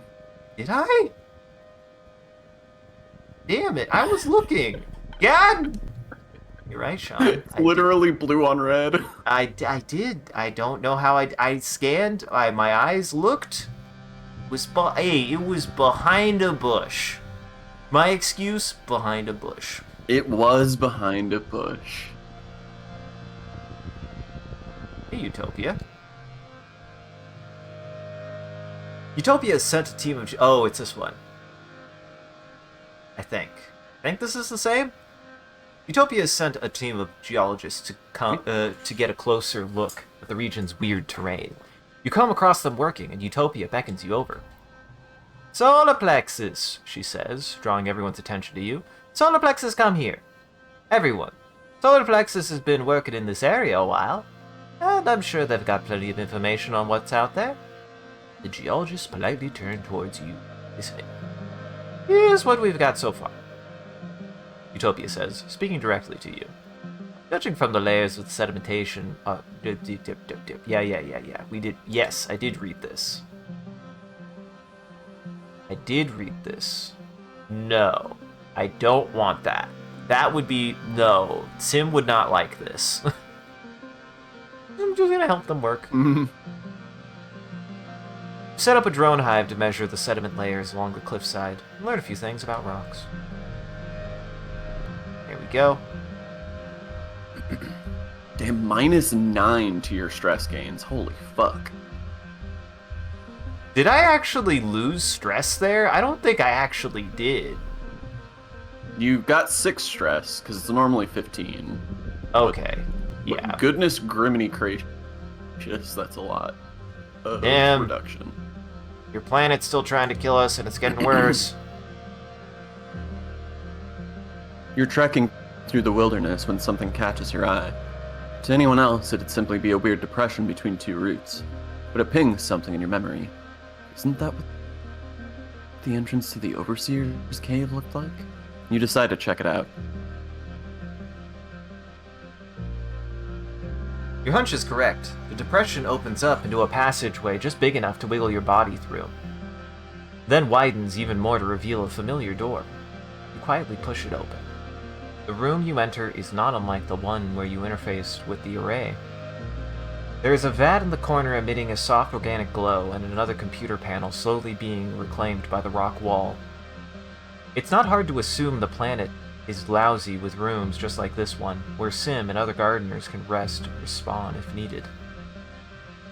Uh-oh. This one, however, is not empty. You enter to find Sim, who is, aptly so, as naked as the day he was born. He's stepping out of the regeneration vat, clad only in strands of bioluminescent goo that slide down his long limbs and patter to the ground. Sim's back is to you, treating you to a glimpse of skin usually hidden under layers of tattered dark fabric, the knots of his spine and shoulder blades visible under his inhuman musculature. He looks unusually delicate and vulnerable. He reaches up and gently wrings out his thick hair, humming a song you recognize from the Hollow Archives. As if sensing the weight of your gaze on his body, he pauses and slowly turns his head. "Solar plexus," he says softly. "I didn't see you come in." Put some clothes on! He looks down at himself. "Yes," he says, unashamed by his nudity. "I just regenerated." "Now that you know the truth about the gardeners," Sim continues, "we can be far more free with our words." He gestures to the regeneration vat. "I have very few secrets from you now. You can come take a closer look if you'd like." After a beat, he clarifies. "A closer look at the vat, I mean." Are you flirting with me? You walk over and check out the vat. The air gets noticeably warmer the closer you get, like sunlight on your face. And there's a faint organic smell that's not unpleasant. The vat itself looks like something you'd find in engineering, but seems to be constructed entirely out of natural materials. Spongy-looking fungal growths, mineral deposits, and pulsating vine-like umbilicals. "You can touch it," Sim says. "It's not dangerous." You sit on the lap of... nope. You sit on the lip of the vat and run your fingertips across that was the a hell of a surface the Freudian glowing slip, liquid. Sean.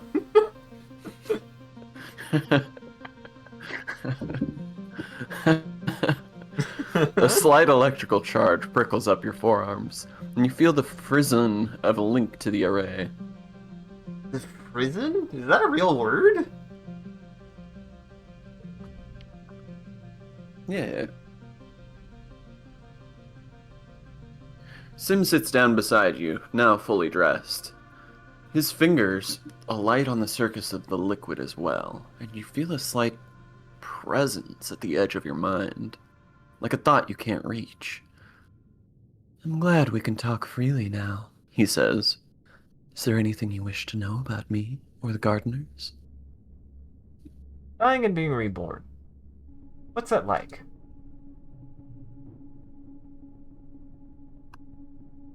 Reborn is not the right word. It's more like reopening a program after a system crash.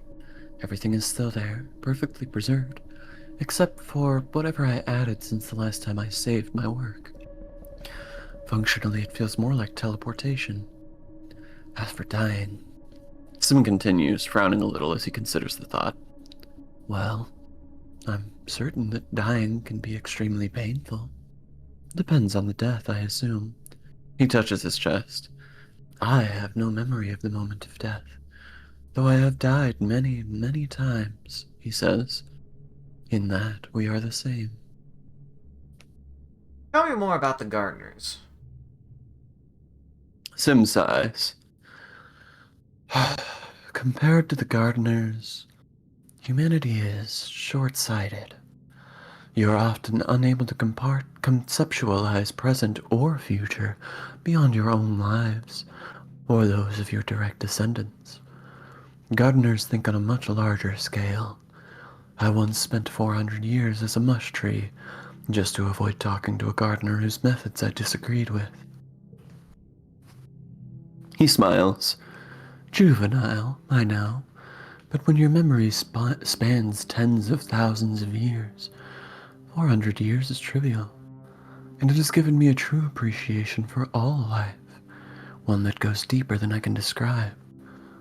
When I tell you that the gardeners are Vertumna, I mean it quite literally.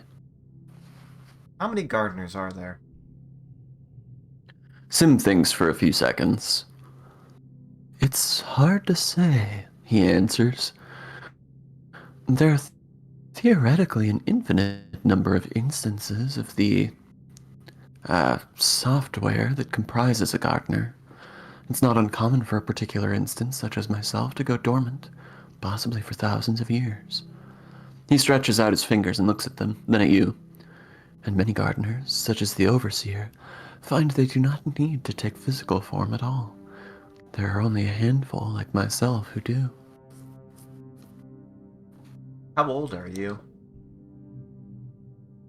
That question has many answers, Sim replies with a slight smile. This consciousness has ultimately been in existence for over 20,000 years, since the creation of the gardeners. But that means very little. I certainly don't have, 20,000 years of experience as a bipedal anthropomorphic organic capable of speech. And this body, he says, gesturing to himself, why, it is only minutes old. Like being a gardener? Does the wind like being wind? Sim answers. I'm sorry to be cryptic after I told you I would not, but there really is no other way to answer a question like that. I am what I was created to be, he continues. There's beauty in that, and a clarity of purpose that makes me feel fulfilled. I do not experience existential angst like a human does. I wouldn't understand what this teenage angst is that you talk so much about, even though I try to emulate it as much as possible. I've watched 5,000 of your hollow VODs trying to understand it and listened to the Lincoln Park. It really is quite bizarre. Lincoln Park doesn't have as much existential angst. That's true. They're very interpersonal with their angst. Why is it that they want a bullet for their Valentine? Am I getting warmer? Am I getting closer? Here. What would you? I didn't listen to enough Bullet for my Valentine to know. How would you do this joke, Sean? But the answer is right there. It's Evangelion. Man, I really enjoyed the ending of that one.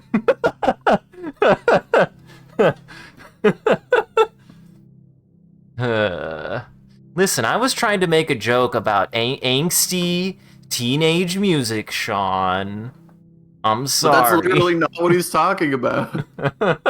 I know. What should we humans do? If I knew the answer, I would tell you. Sim replies, placing his hand on top of yours. Pragmatically, I do agree with the other gardeners, he continues. If our purpose is to protect the biosphere of Vertumna, and humanity poses a threat to that, then by the letter of our own design, humanity must be eradicated. However, he sighs and looks away. I love humanity. I think you are all an incredible species, and it would be a shame to destroy you. I feel like doing so would be a violation of the spirit of the Convergent Domain's last decree. And perhaps, he murmurs, redeeming you will be the greatest act of love we could perform in the name of our imperfect creator. Thank you. That's enough. Sim nods. Please know that you can come to me at any time and I will do my best to answer, he says. However, I must apologize for something, Sim says abruptly. I simply must. May I touch you? At your questioning look, Sim blushes and turns his head away. This body is new, he murmurs, and all of its senses are heightened. I confess I find myself unable to stop myself from wondering what it would be like to touch another while I am vulnerable to sensation like this. Okay. Come give me a hug, buddy. Sim looks delighted as he reaches out and pets your hair, running his fingers through the fine strands. Marvelous, he says. Truly a texture I had not been able to replicate in my own bodies. He runs his thumb over your eyebrows, then your cheekbone. His fingers dance down the bridge of your nose, then lightly into the dip of your philtrum, across your lips to pause on your chin. Sim's gaze drops to your mouth as his own lips part with an unspoken question. Sorry, Sean. I'm a coward. All this bravery, and this is where I shake it away. Just like this. I understand, Sim says immediately, raising his hands away from you. Humans are bound by an intricate network of conventions around such things. This much I have gleaned from your holographic videos. I'm sorry if I have made you uncomfortable. See, he understood all the angsty teen drama after all. Uh-huh. Why did they blink He stands and 32 times? takes a deep breath. I would like to go outside. What? 32? Why did they blink 132 times? 82 times. 182 times. I'd get the number right correct eventually. He stands and takes a deep breath. I would like to go outside, he announces. Have you ever swam in the lake nearby? It's incredible, especially when my senses are heightened. I love the feel of the sun and water on my skin. He smiles down at you. You are welcome to join me if you like. And we'll never get an answer to if I go swimming with Sim.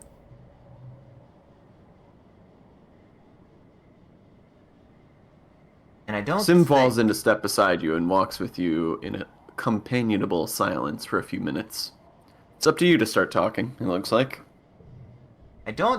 So this is a game problem. I don't know if giving stuff means anything anymore when it's maxed, which is always a problem when it comes to these situations. That's up to you to gesture incoherently at. To postulate. Mm-hmm. To hold inside of my fingers. To offer up to the game as a question rather than a suggestion. To query. To query. Alright, alright. Oh, I hear another... I thought I heard another thumper. What the hell? Never mind, I guess. I thought I heard something. You were just hearing the background music, or ambient noises. There's an ambient noise that goes like... Sean, I'm getting so much stuff. Look at how much stuff I got. I'm so fucked up with... I'm so fucked up with stuff. You're stuffed up. Here we go. Utopia's given you clearance to poke around the ruins in the secret valley. Stars, this place is neat. And Dis thinks so too.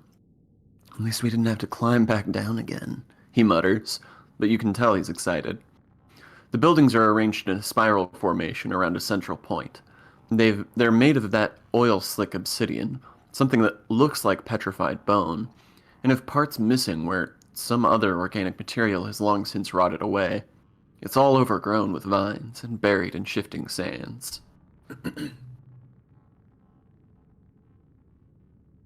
You follow the spokes of the streets until you approach the center of the valley, where a large pyramid-shaped building sits surrounded by thumpers and a variety of other small buildings. Well, check the ziggurat. You walk around the massive ziggurat, but you don't see any entrance into it. It's sealed tight. It vibrates with significance and looms hugely in your dream memories. You feel faint just being close to it, but Dis doesn't seem to feel anything. When he insists you give up and investigate something else, you don't complain. Take a look at the thumpers. The 4 thumpers are in a careful alignment, forming a square with wide paths between them and the pyramid in the center. One is almost totally reduced to rubble. None are still active. Num are still active. Num are still they active. typed as num. Smaller, more deteriorated pyramid buildings dot around the valley, purposes unknown. There are also dozens of little obelisks, a couple meters wide with a circular design on one side. You approach a random one of these on the edge of the valley. Like the door in Dis's monitoring station, you know what to do. You get right up close to the circle and touch it, and the iris door slides open. Now you're looking through a large round door into a small, featureless room. Quite small, quite featureless. Totally dark, very creepy. But you can hear a faint hum. Is it still powered? In we go, in we go. Oh! Into the breach. Into the big dark place I go. That's good. This is good. This is a good start. Okay. Ooh. Oh boy, Sean. Big whammies, no money. Big whammies on this one. Okay, 3, 2, 8, 10, but I don't think I could get a 9. Would get a 7. Actually, I should be going for a pair. I should be going for a pair if I can. And I don't think I can. I don't think I can. You absolutely can.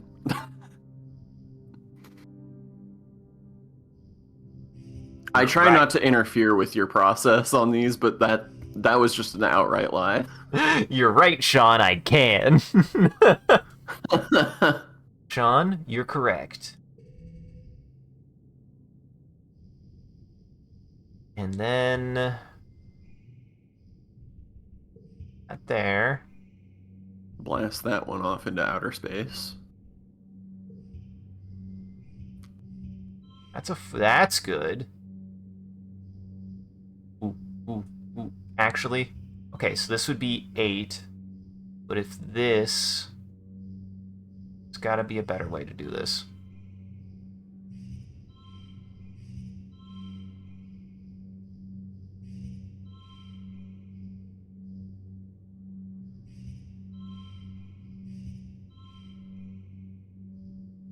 Oh, there. There we go. For 38. Because alternatively, this would be a 5. This would just be a 5, which I wouldn't get any value on. This would be the best I could do. Wow, this challenge, a lot harder than I expected, Sean. I could, honestly, I have 5 crystal. I could probably redraw this. This isn't the best hand. Yeah, it's a pretty good hand, but it could be better for sure. Yeah. Can you do better than 38? No, you cannot.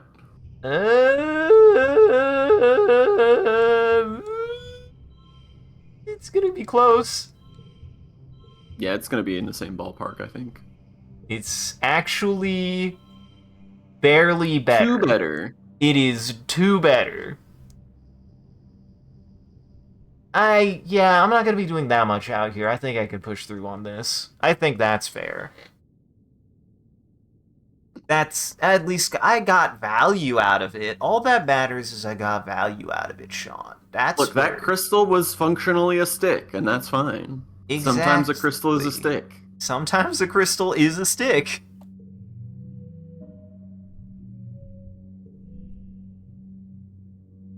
You walk in, Dis close behind, and suddenly the iris closes, the floor lurches, and you're moving down. An elevator. The elevator squeals and grinds away like it hasn't been used in, literally, thousands of years. It doesn't go far, then grinds to a halt. The iris opens to reveal a large room with obsidian walls. Like all convergent domain spaces, it's more cave than room, with stalactites everywhere and giant lumpy mounds of fungus. You wonder if the obsidian stuff they built with melts over time, running and dripping in extreme slow motion. There are consoles on all the walls, like this is some kind of control room, just like the monitoring station Dis found. Most of it is a long dark and covered with thick layers of dust, except one device with 2 weird bony knobbly sticks poking out of it. Grab the 2 interface sticks. You're starting to get the hang of these convergent domain devices. You're starting to get the hang of these convergent domain interfaces. You just take hold of these 2 stick thingies and... You cease to be yourself. You're like a visual, audio, and weirdly tactile representation of something vast. You have a feeling of being in a large, complex space. No, like you are the space. A digital space, like a computer system. As if you were sucked inside a 3D representation of the HoloNet, and you could see files and processes and whole worlds of data, but in alien formats that speak to you more in sensations than logic. You let go of the sticks, and the console room comes back. You grab them again, and understanding fills your head. It feels not all that different from your bouts of deja vu remembering. Like of memories being inserted into your mind, and you suddenly just know how to use this interface. You just think where you want to go, or what you want to know, and away you go. Sim's request that you not interface with the array without him echoes in your mind, but you're already losing that part of yourself. You bump up against the Convergent Domain's digital security network and are immediately recognized and allowed inside, where the Gardener's true consciousness exists, and from where they monitor and maintain the planet's ecosystem. This interface gives you access to an overview. The scope of it is dizzying. There must be thousands of Gardener AIs in there.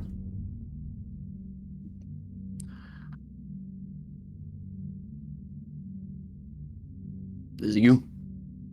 Then a booming voice enters your brain and obliterates all else, speaking more in abstract thought than words, but loud. What are you doing in Wormhole Observatory Array Console 5, you nosy creature? Then, an explosion in your head, and you're thrown backwards and out of the array. There must have also been an explosion in your hands, which are now singed. The console is blown out dead. You're shaken. The Overseer must not have liked you poking around in there. You tell Dis about the array and the voice saying Wormhole Observatory. He looks around, impressed. Convergent Domain were sure up to some shit, he says. You decide to call it a day. Your arms feel all tingly and weak from getting electrocuted, and your heart is still thumping a mile a minute. But you'll be back. Keep exploring. I'll be back. I ain't done. Oh, I see what they mean. Never mind. We're going back. I understand, Sean. I think I got everything, and I don't think there's anything I really want to directly interact with. I mainly wanted to hit that boss. Sure. I am back. You're back.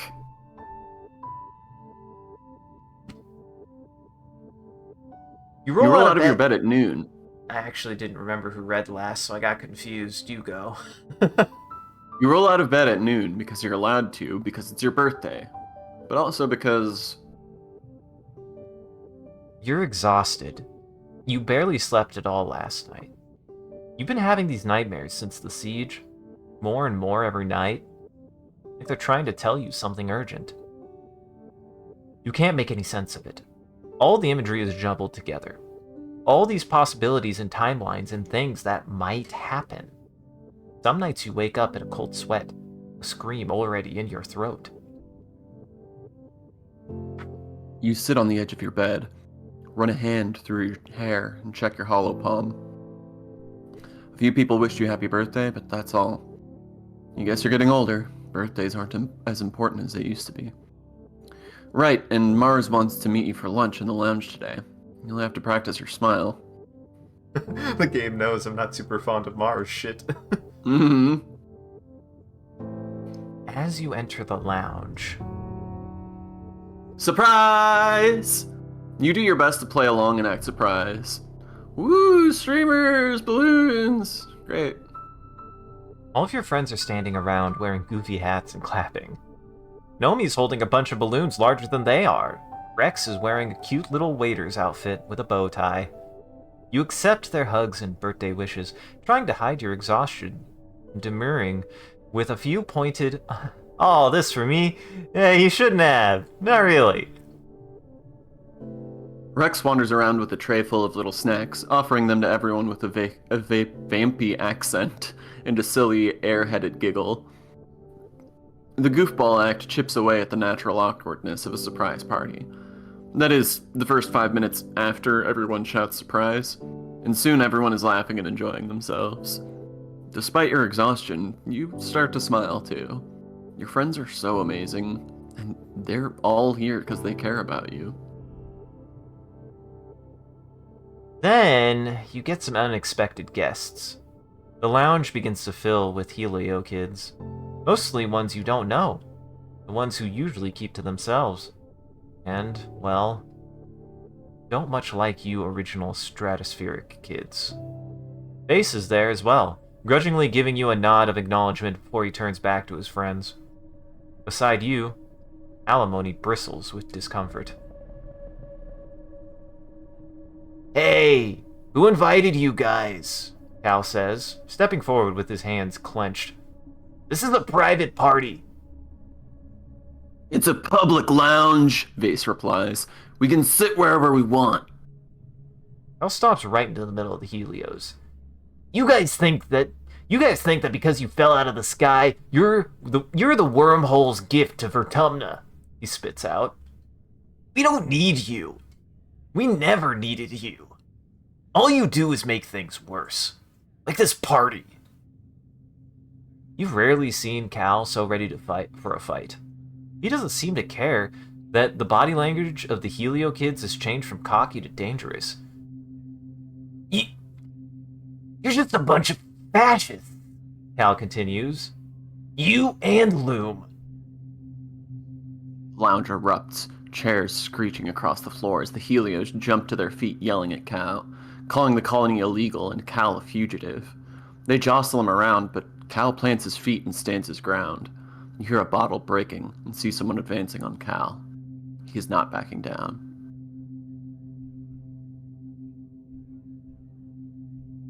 I'm between these two. I'm between these two. I don't want to call Nem out, and I don't want to put her in danger. Stop it. Your voice is drowned out by their argument. Then someone throws a punch, and it's all chaos from there. Despite Cal's bravado and brawny physique, he's no fighter.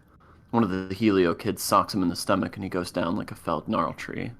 Rex throws himself between Cal and his assailants, catching a few kicks on Cal's behalf before the Helios get tired and leave, with a few parting shots at Cal's alleged romantic interactions with the float cows.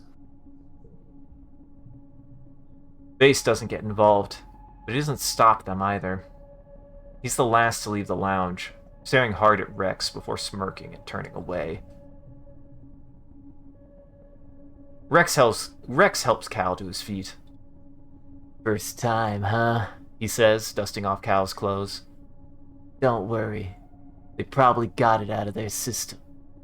Good on you for sticking up for yourself. Almoni lingers at a distance, clearly angry at Cal, but feeling bad about the fight. Well, Mars exclaims, clapping her hands. That was enough excitement, I think. Let's move on to the important part. Cake and presents. Under Mars' skillful party hosting hand, the mood shifts back to festive. You enjoy your presents and... man, I misread that real bad. I almost said parents. Whoa. Oopie. You enjoy your presents and your cake, but tension's boiling over like that. It's a bad omen for the rest of the year. Yeah, it's not great, Sean. Happy birthday! Happy birthday! It's a good birthday when we have someone calling out to people for being fascists. That's not great. Everything is fine, Sean. It's going great. It's going good. It's going good, my guy. It's Joe and Jude. Joe and Jude, my guy. Let's see. What do I have?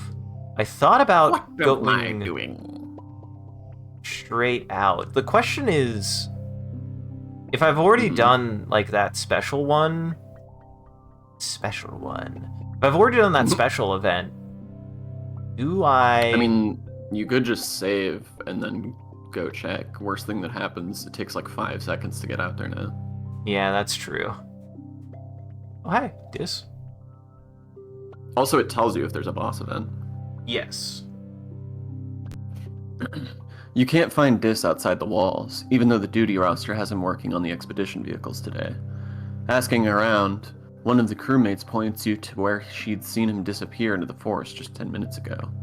You thank her and set off into the wilderness. You've picked up a few things about tracking after hanging out with Dis for so long, so you follow his trail into the nearby Mushwood forest until you hear him speaking calm and slow. Shh, it's gonna be okay. Just let me help you. You follow his voice to find him kneeling on the ground next to a wounded Hawkeye. The scent of blood and animal fear colors the air. Dis's knife glints as he pulls it from its sheath. Don't worry, he says to the creature. I've got you. It won't hurt anymore real soon. A branch snaps under your foot, and Dis's head jerks up. His eyes go wide, but he doesn't greet you. Instead, he gestures for you to get a closer look at the Hawkeye. Its single leg is mangled, beyond recognition, from a hunter's snap trap, It's bleeding heavily. It can only stare up at Dis, defeat in its 4 eyes. It struggles once more, then goes still from the exertion, wheezing miserably. They tell everyone they're humane traps, Dis murmurs. But humans lie, don't they? They lie all the time. The hunters won't be back to check the traps until tomorrow, Dis continues, looking down at the hop eye with a grim expression. I have to put it out of its misery.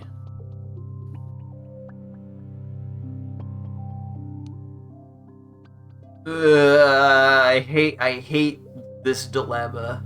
This dilemma always is rough for me, Sean. It's a difficult one, right? Like, if history would serve, I am not the best custodian of this particular flavor, given certain things that I believe from Dark Souls 1, Sean. Uh-huh.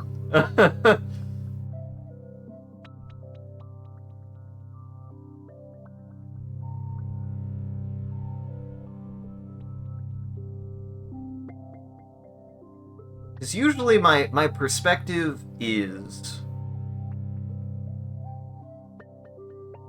I'm trying to think of how to frame this as, like, this is my perspective, and, like, I understand that, you know, there is validity to being like, put it out of its misery. I think usually where my mind usually goes is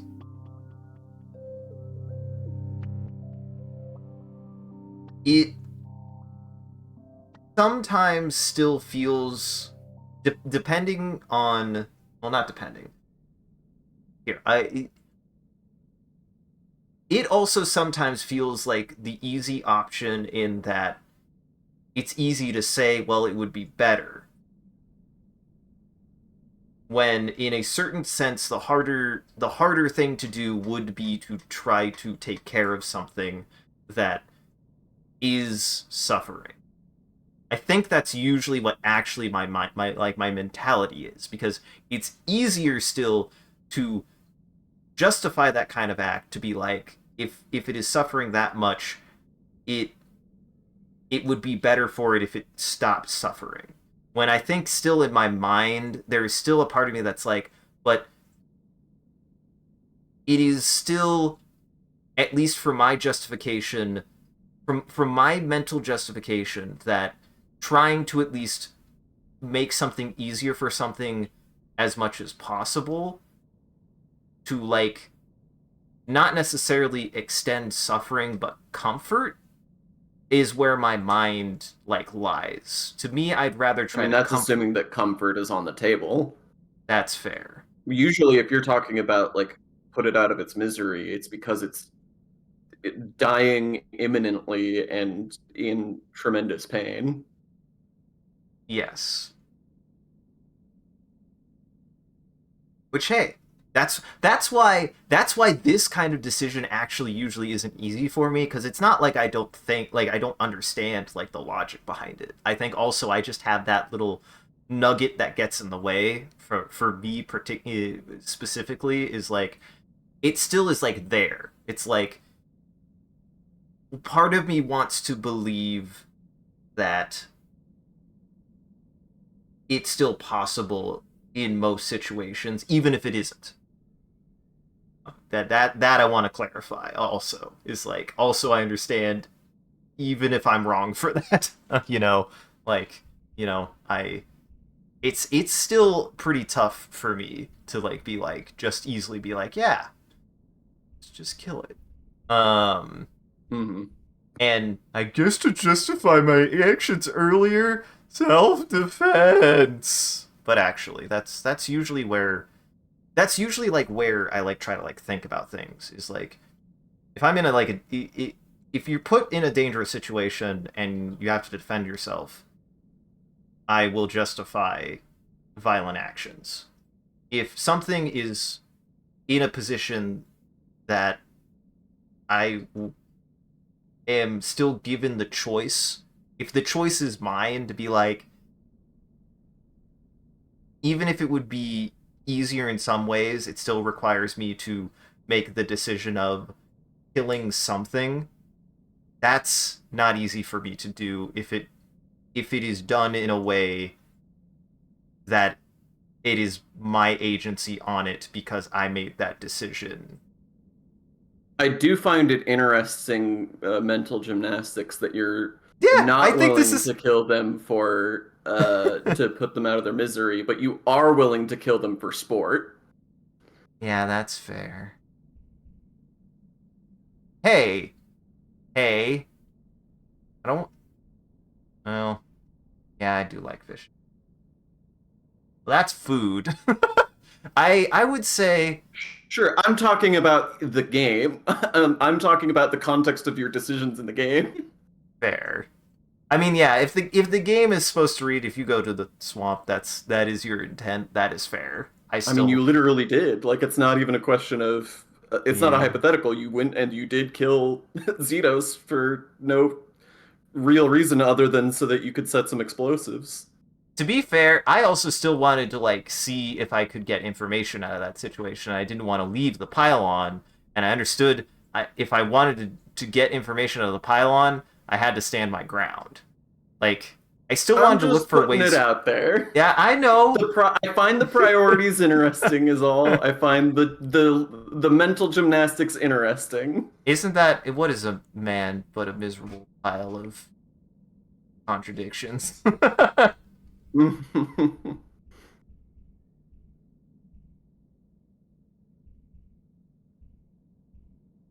I'll do it. Interesting that it never even crossed your mind to let Dis follow through with it. Also. Yeah, that's fair. I don't know. I feel like I thought too hard on this one. Dis hands his knife to you and moves aside. You kneel and take the small, terrified creature in your arms, and with one clean cut, you slice through its neck. It tenses, twitching in fear reflex, and goes limp. You hand the knife back to Dis. Dis is quiet at your side for a long time, breathing evenly through his nose and out through his mouth, like he's meditating. It's better to die quickly than to suffer in a trap. There shouldn't have been a trap in the first place, he says eventually. He clicks his tongue against his teeth. It's pointless. He was gonna die eventually, but not here. It's not natural. It's not the death part that bothers me. It's our vanity. Humans are so afraid of extinction that they'll kill indiscriminately to avoid it. Dis takes out a cloth and wipes the Hopeye's blood off his blade, his movements slow and reverent. I used to let it control me, too. I thought dying meant that living was pointless, he continues. But now I know the truth.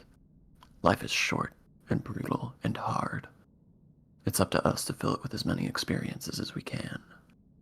Are we going to spend our lives cooped up in the colony, subjugating nature because it strikes fear into our animal brains?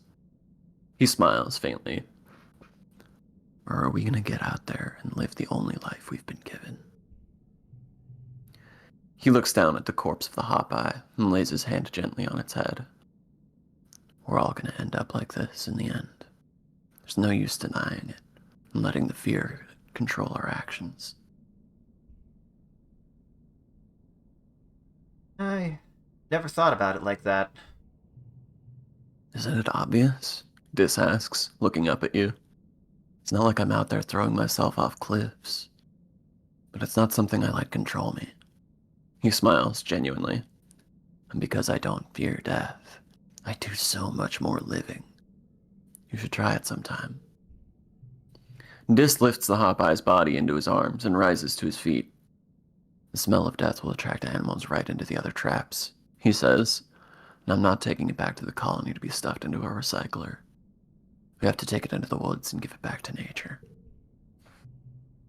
You and Dis walk further into the forest in respectful silence, Dis cradling the dead Hopeye against his chest. Eventually, he tells you to wait while he finds the tracks of the predator and lays it down nearby, an offering the forest accepts without acknowledgement. He returns to you, blood-stained and solemn. It's done, he says. You begin the walk back to the colony, though it's clear Dis is taking his time. After a few minutes of walking, he turns to you and grabs your arm, forcing you to stop and look at him. Solar plexus, he says, his eyes burning. Promise me you won't let me end up like that Hopeye. After your questioning look, he squeezes your arm to the point that it almost hurts. If I'm trapped here, just let me go, okay? Promise. Dis breathes a sigh of relief. Thank you, Solar Plexus. He stares at you for a few unnerving seconds, perfectly still, before jerking into motion and fishing a pendant necklace from his clothes. He unclasps it from his neck and holds it out to you. Here, he says, you should have this. I want you to have it. You turn and let him put it around your neck. The pendant is large, but surprisingly light. You recognize it as a fragment of Unisaur horn, its pearlescent color shimmering in the light. Hell yes. God, that is a really good card.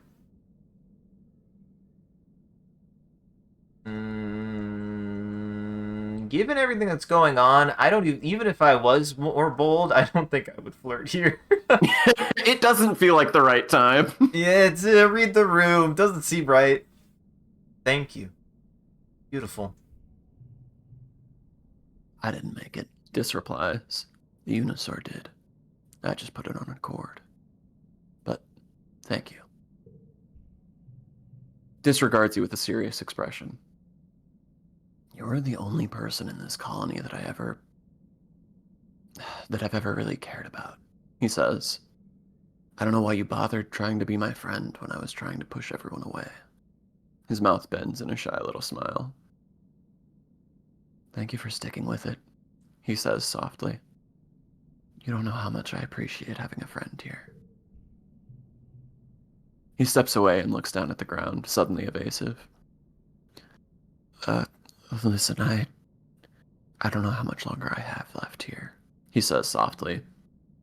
I just want you to know that I want to spend the time I do have with you. Now, don't say it like that, Dis. That's scary. Don't say that, Dis. That's concerning. Dis, my boy. Dis needs a fucking hug. Dis, I'm gonna give Dis a hug after you give me a hug. This has been a friendly reminder in the theme of this stream today. Go get a hug, everybody. If you know someone that you feel comfortable getting a hug, go get that hug. Go get that hug. Yeah, New boss event spawned. New boss event did spawn. And I mean, I thought about events have spawned. Here's what I'm thinking. Okay, so that did spawn another one. Let's go back through for old time's sake. I feel like because we're at the end, it feels like, or approaching the end. I think it'd be good to go through all the areas one more time. Okay. Especially since you can pick and choose what you interact with there, so it doesn't necessarily take 1,000 years to do it all. Yep. Also, this is different. This is changed. Hey, Sean, I'm noticing there's a lot more, it's a movement. It's moved. A lot of it is moved. I feel like. Hey, and look it's at a lot this. shorter. That's a different place for an event. Yeah? You spent so many days and weeks exploring. Some days you feel like you've seen it all, although you haven't gone very far from the colony. You have your favorite places. And you're heading to one of them right now. You like it because it's thrilling to get there. This is an easy challenge of 79. This is easy, John. This is we're adults now. This is easy. Dizzy Weed is very good. Holy shit, that card draw though. And then that okay, so card gets +2. 8. 8.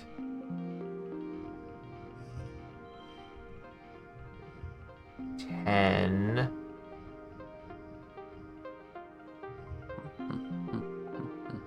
I can do math correctly, I promise.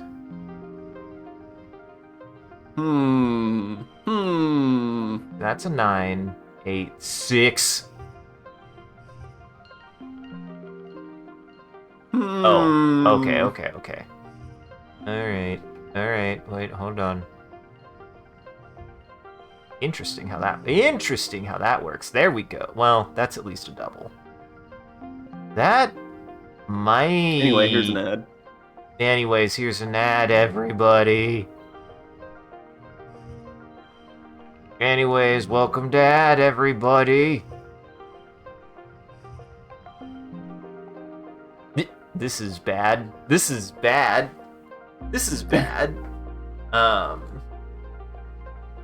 yeah, how is A Good Place? Because I did really enjoy that show, and I've been meaning to revisit it.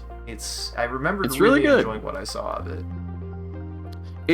So I find it fascinating the way that it tackles its subsequent seasons. I don't remember how far you got into it, but without spoiling anything, I'll just say, when I first watched The Good Place, I felt like season 1 was like a nice, tight, like, well-packaged thing, and I was like, I don't really know how you follow this up with another season.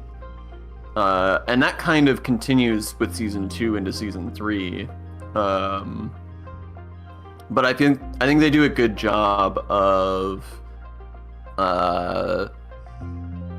constantly recontextualizing what The Good Place is and like what the show wants to say about the afterlife and about morality and about just like human interaction in general. It's real good. If anybody doesn't know, the concept of The Good Place is our main character Eleanor dies and goes to the afterlife and is put in the good place as opposed to the bad place. But all of the information they have about her is wrong. And she realizes that they've actually got the wrong person and she's not supposed to be there. And so now she's like panicking and trying to figure out what to do to be able to stay in the good place and not get sent to the bad place. And it's very fun. And it's great. And they put a lot of wrinkles and a lot of twists and a lot of fun angles on how they like explore that. And I like them a lot, and the characters are great. Janet is a treat. You want to talk about like technically not AI, but something AI adjacent in media that's really good. Janet is great. Reminder, I actually have no way to fear death. I promise. I know that bit. I think we did see that bit, and I've seen the clip for it. It's so good. It's really good. God, it's so real! I have to remind you, there's no way for me to actually have these children.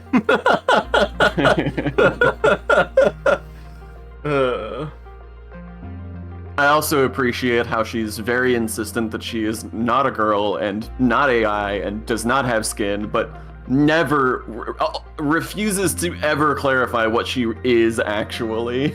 I'm glad that she has to point out that she definitively does not have skin. Someone that's comments funny. on her skin at some point, and she's like, "Not skin, but thank you." That's really good. Yeah, because where we left off. Not to say that I think the show has this in general, but where we left off was like actually a pretty big, cliffhanger. But I feel like that show ends on a cliffhanger pretty relatively often. But this one was really big, so I won't spoil it. But it was it moves through a lot. Like it. Yeah. As far as Western TV shows go, the pacing on The Good Place is about the fastest that you get. Like, they move through a lot of stuff in a relatively short amount of time in that show, and I appreciate that about it. Yeah. And welcome back from ads, everybody. Welcome back from ads, welcome back from dads, everybody. Welcome back from dads, everybody. This is kind of a hell of a draw. Yeah, actually, no. That was good. This is really good. Hey, this card becomes 5? Really fucking good, by the way. Holy shit. It's handy. Yeah. That's good. That's good. That's quite good. I saw you hover over Give Up. No, it was an accident. It was an accident. Look, I just, I have a memory. I can't help it. My body tries really hard to not remember things, but sometimes against its will, I do remember things, and I happen to recall a certain thing you may have done earlier today on this very stream. Today, you might say. Super goal. Is the jello inside of your head doing pattern recognition again? It is. Thank you for noticing. You need that to survive, by the way. I do. I specifically do. With me.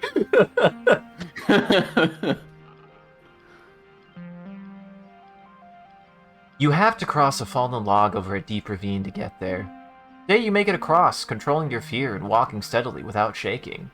There it is. Holy shit. That's so much cucumber. And so much stress I got back.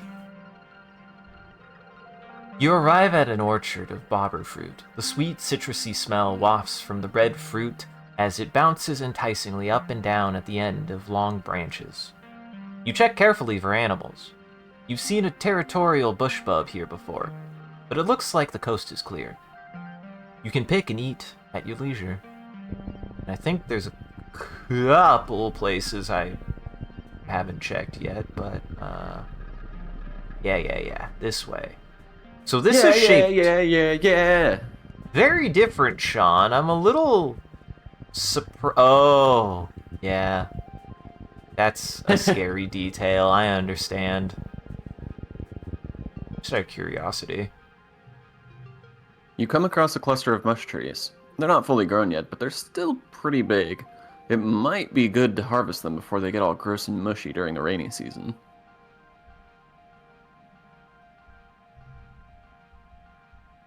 I mean, that is a lot of stick. That is a lot of sticks. I already have plenty of stick. They are living creatures. I've got plenty of stick. I am a piece. I am a piece. What's that game with 4 people and had to gather supplies? That's so vague, Silos.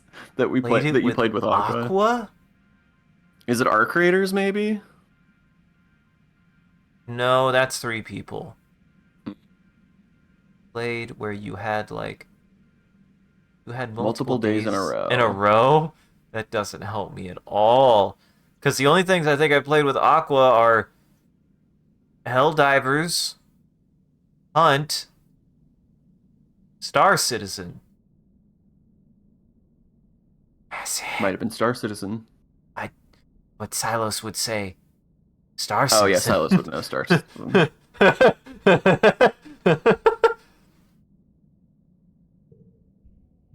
Hey, look at how strong I got from that. You like the mush trees. You give them a pat and are surprised when it moves under your hand. It's not the tree, though, but a camouflaged creature lying across against the trunk. It's small and looks a little like an octopus or starfish. Lots of long legs wrapped around the tree like giving it a hug. It's a hug! We got a theme today. Uh-huh. We have a theme. Give hug. The theme is give Streamer hug. co-op style game, kind of physics, goofy physics based, where you collect things, gather supplies.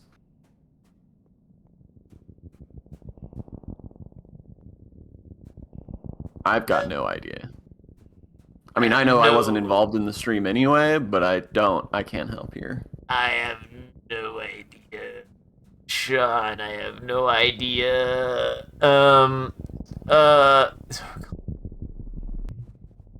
Co-op game where you collect stuff. Because the thing that comes to mind, that came to mind first was Human Fall Flat, but that doesn't seem right. And Phantasy Star Online definitely doesn't seem right. And that's another one Silos would know.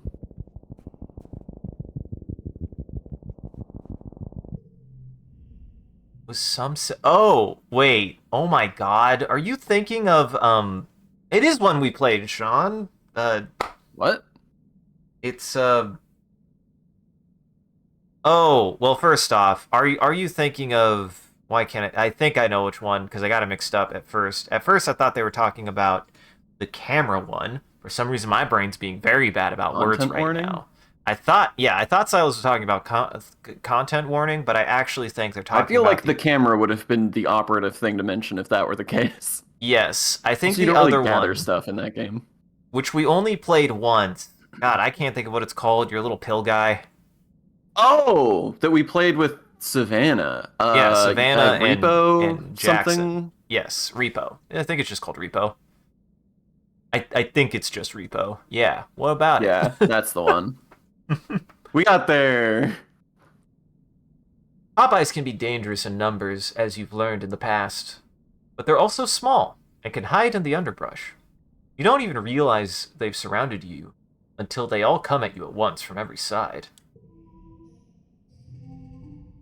This one seems about the same. This one seems about the same. Burgling gnomes. Burgling Nerms. Hey, why was this card random one time? Why was this card multicolor one time? Because you don't read.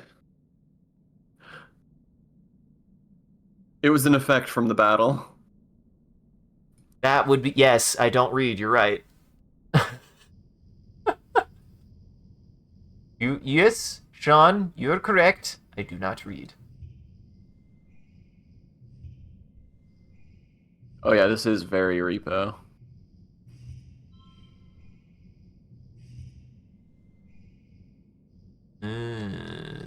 Honestly, I think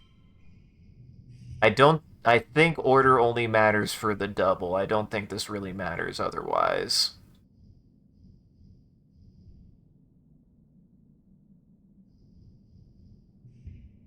That's actually better. Yeah, that's actually better.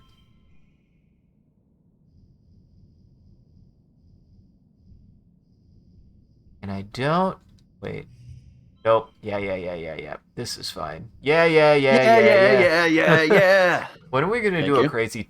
When are we gonna do a crazy taxi stream? I think that would Have be we a lot not? of fun. We haven't. We actually have Well, not. shit. It's We should. something we should do, yeah.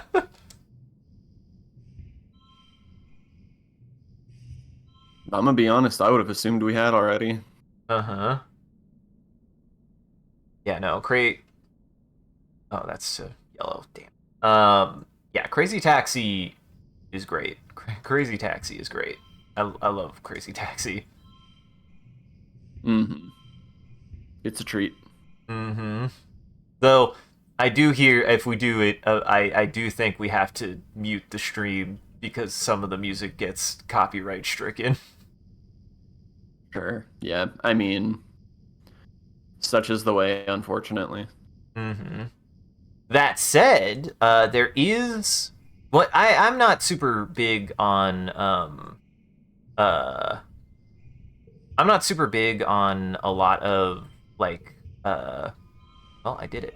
A lot of speedrun stuff, but there was a speedrun that I thought was really cool that I believe the impetus was they um they were doing a Crazy Taxi speed run, and for some reason they just had a live band playing all of the music from the game. Like it Oh was, yeah, yeah, I've seen that. it's really fun. That one I really liked. It was very fun. It's very silly.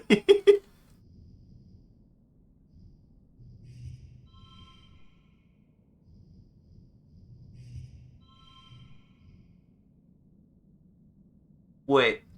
Oh, because of the straight. I was like, why the fuck? Oh, yeah, no, that makes sense. I was like, shouldn't that give me more points? No, no, no. That makes sense. The cute little critters kick you, but you kick back. You send them scurrying back off to pick on smaller creatures than you. Yeah, that I think we probably hit everything here. I don't think there's gonna be that much more new stuff, but that was Yeah, edgy. you did this one a lot of times. Uh-huh. So. Go home. Hi home. I hugged a tree and I kicked a rabbit. To be fair, you got kicked by the rabbit. That's true. They kicked first. Alright, Cal. Cal, I have a cucumber for you. I have a pile of cucumbers for you, Cal. Cal is sitting in the garden gazebo, chewing on some dizzy weed. Oh, hey, solar plexus, he says when he sees you. Steer it be slow. He invites you to sit with him, then offers you a piece. Come here to get a hit of nature. He giggles at his own joke. Cal, you need to stop chewing on the stink weed, my guy. Cal, you got the snackies, right? Uh-huh. Oh, dude, you got me a cucumber. Man, I can, as somebody who has experienced the munchies, the last time I experienced it, I went through an entire bag of Doritos, and I have to admit, I can't get those Doritos again, which makes me really sad, because I really liked those Doritos. So I can't imagine what eating a cucumber would be like when you're high. If I was just like, I think it would hurt me knowing what I know about trying to eat a whole raw uncut cucumber.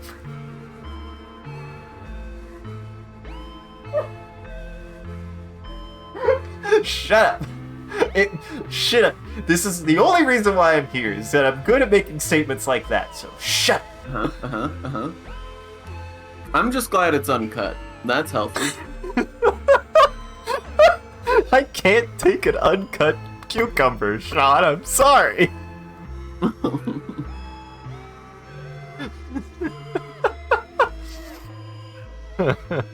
Fucking why does my brain work this way? Ugh, fuck. Alright, I think I gave everybody gifts. Let's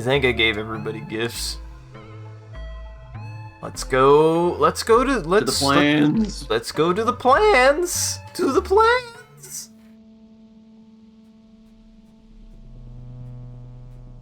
To the plans. Yeah, get maxing out perception based on the run that I've been doing, since it's been so outside focused, is like really fucking strong. Even this late in the game, it's like hard for me not to be like, arguably speaking, I could have gotten more value out of it, but as soon as you get it, you get so much value out of it that I could still see this being good if I would have gotten it, like, in the last month. Mm-hmm. It's so insanely good. I missed a route all the way at the beginning. Yep. I feel like I've also missed that route in the past.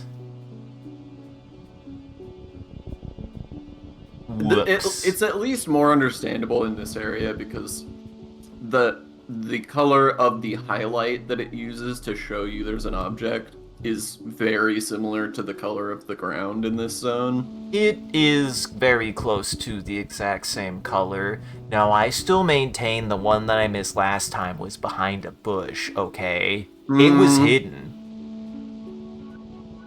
It was hidden in the way that like a 3-year-old hides behind a chair, where you can still see 90% of them, but there is technically an object there. My eyes mostly work. Come on now. What's wrong? I'm just trying. I just like to space out so I don't have to use my eyes all the time. Clearly, if I do that too much, my head explodes, Sean. I mean, it is a self-defense mechanism. I'll grant you that. Eye strain is a hell of a thing. I still do think that an important Blink thing I more. learned from the time when I was told that, hey, Nomi, that, the time that I went to go get my eyes checked, they did tell me I don't blink very much. And I went, that's weird. Blink more. Yeah. You hear Nomi shouting for help nearby. Right over. You sprint to the sound of distress. Nomi seems to have fallen headfirst into some kind of Nomi-sized flower. Is it eating them? It's engulfed Nomi's upper torso, its petals pulsing as it pulls them down further. You could use your plas cutter to cut them out of there, if you can figure out what part of this creature to cut without hurting Nomi. Nomi is struggling, and you hear muffled sounds of distress from inside. You have to try. Well, Don't cut Nomi! don't cut off Nomi's head. I can do that. I can do that, no problem. I could do that. I can do that. I could do that. Yeah, might as well. Gonna put yeah.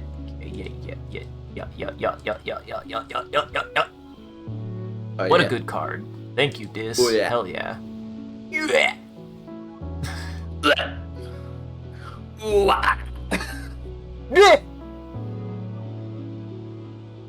I can't believe you. You know, this isn't the worst, though. It's fine. It'll be fine. But I can't believe you. I'm good. I'm gonna be fine, Sean. I'm gonna be fine. It's truly unreasonable. It's unreasonable behavior. Yeah. Shut up. Shut up.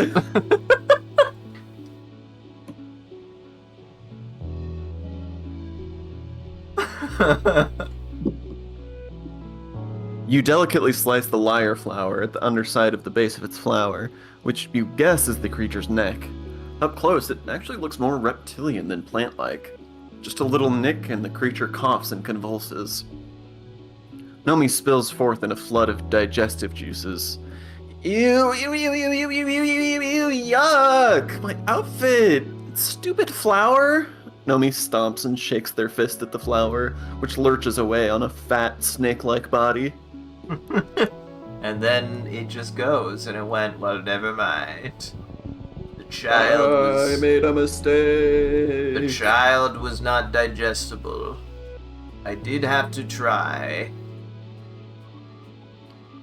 Much like me, Sean, the child was not digestible. The child does not digest.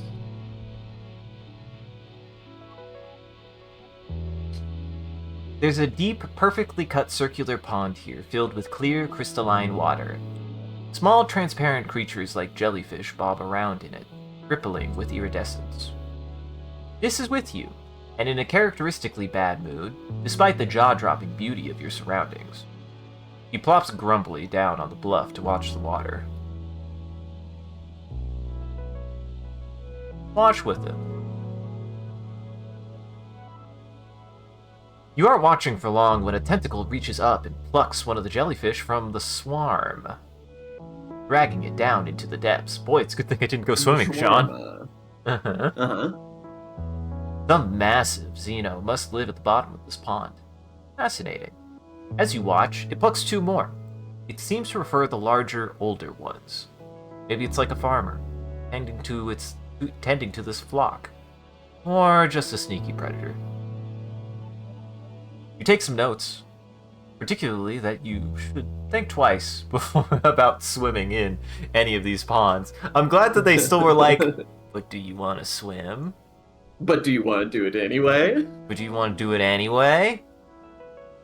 Stay clear. You're too busy to watch a boring old pool. You've been warned to stay away from the water anyway. This size gets back up to follow you. Oh wow. They don't want you to be boring. This is disappointed at you for being afraid of the big water. Fine, I'm gonna fucking take a swim then. You guys want me to die so bad.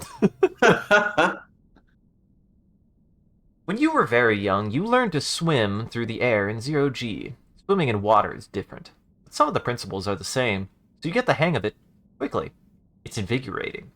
You stay near the shore and let the jellyfish tickle your feet. It's going great until a tentacle grabs your ankle and everything goes terribly wrong.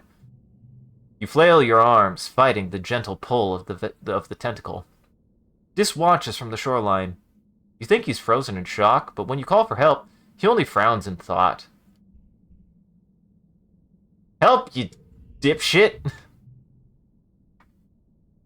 Dis moves closer to the pool. Panic doesn't help, he mutters. Calm down, just calm down, see? You stop flailing, and the tentacle stops pulling. See? It's not pulling you under, Dis says. It's just checking you out. After a while, the tentacle releases you and disappears into the depths. Dis helps fish you out of the deceptively deep pool, but then starts packing up in a huff.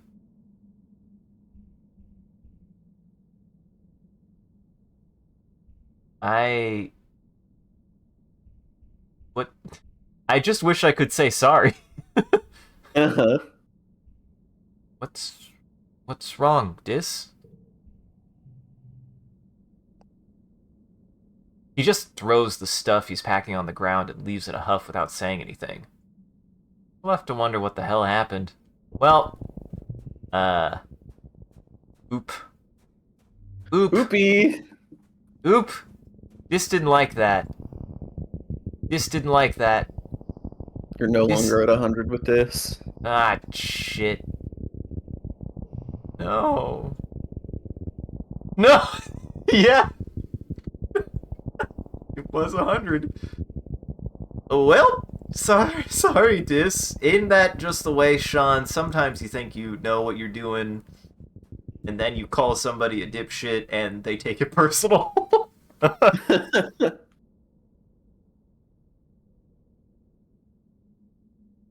Yep, go home. I don't think there's anything else. We did this quite a few times as well. Hey, it's okay. We're back up to 99. Betty. It all. I'm glad you had to check what worked out. 98 plus 1 was. I just was making sure that something weird was not happening.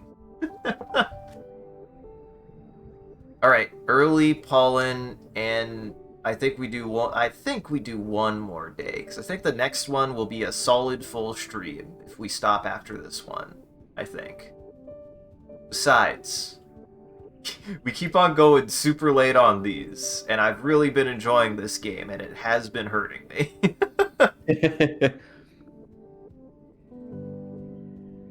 Rex, I believe it's your birthday. I should check.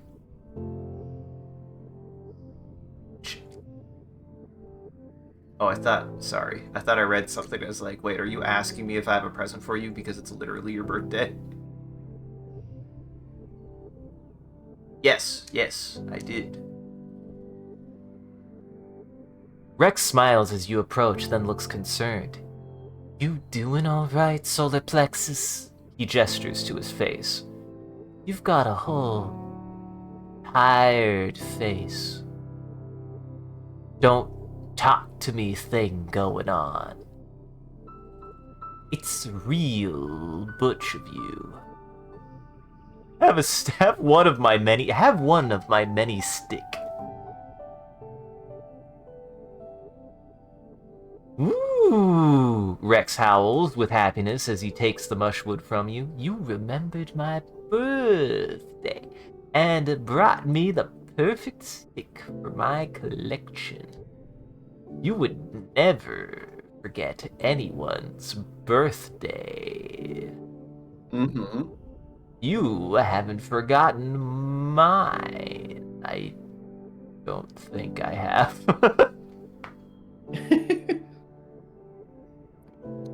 Nomi is sitting in front of an array of holoscreens, all displaying different tutorials for various crafts and hobbies. I was thinking of learning something new, Nomi says, poking their finger into their cheek. It's not enough that I already know how to draw and write and play video games. I could learn to knit, or sculpt, or make jewelry.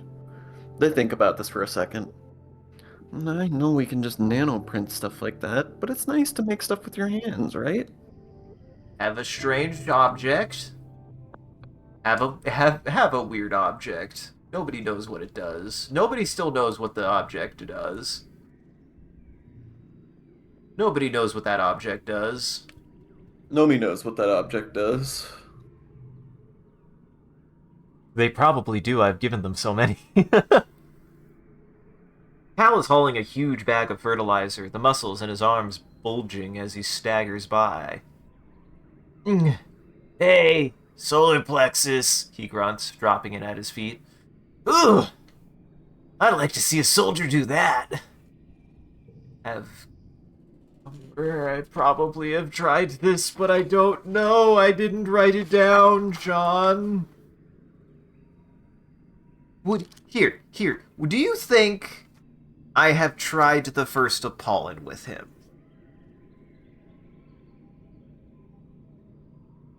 Do you want me to tell you? No, I want you to tell me if you think I've given him one on the first. I have no idea what days you've given him. No. I'm not saying do you know. I'm saying do you think I would have already done this? Is there a possibility?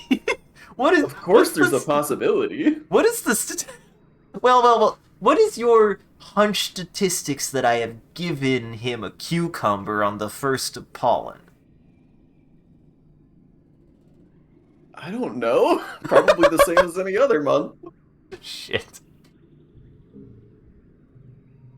It's not his birthday. I'm just trying to use logic to give myself the best opportunity to potentially guess his birthday. And the odds are looking pretty bad, Sean. The odds are looking... It's not going well for you. Pretty bad. I have two more guesses. Oh, hi. You're shooting the breeze with Cal in the shadow of the geoponics dome when he leans over and waves at someone over your shoulder. Burke! Hey! Over here! Burke jogs over to you. He's a heavy-set adult, with tattoos sprawling up his arms that make him look like he's made of marble. He holds out a stack of tiffins wrapped in a sash. Hey, you two! Steph and I were testing out recipes, and we ended up making too many. Wait, no. This is him. This is Perk. Hey, you two. Seth and I were testing out recipes, and we ended up making too much. Figured I'd run some lunch over to you. Cal takes the tiffins and opens the first one. Lentil da! He exclaims, inhaling deeply. No way! Perk looks proud. Rice in the second one, and a little something sweet in the third. You deserve it. With how hard you've been working out here. You eat up, too, solar plexus. There's more than enough. I'm really testing my register here. I think that is my absolute bottom. I think that's the absolute lowest I can go. Perk leaves you to divide the spoils, and Cal goes right to dessert. Having 4 parents is best, he mumbles around. He mumbles around a mouthful of sour sweet cake. Cal's mom, Auntie Tira, is in a relationship with 3 other colonists. Perk's the newest member of his family, but even then, they've all been together for a while. Cal's always been surrounded by lots of love at home. Cal swallows his food. You know, sometimes I wonder if I'd want to date that many people like Mom does, he muses. Like, finding one person who wants to date you and having the courage to ask them out is already hard enough. Bruh, my palms are sweating just thinking about it. Palms are sweating. Where's my mom's spaghetti? Besides, Cal continues, it works fine for Mom. But I kind of feel like if I find someone, and I want to just be with them, you know? I want to put all my energy into making them happy.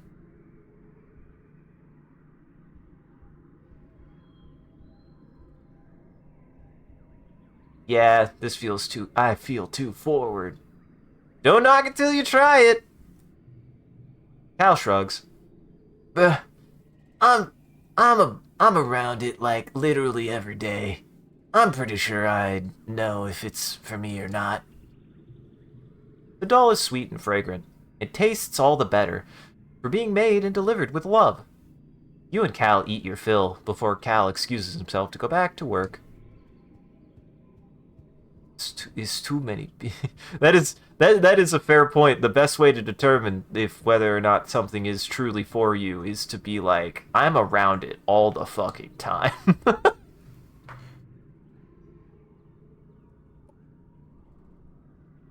I cannot tell if it is hubris to believe humanity will become the dominant species on Vertumna as we were on Earth.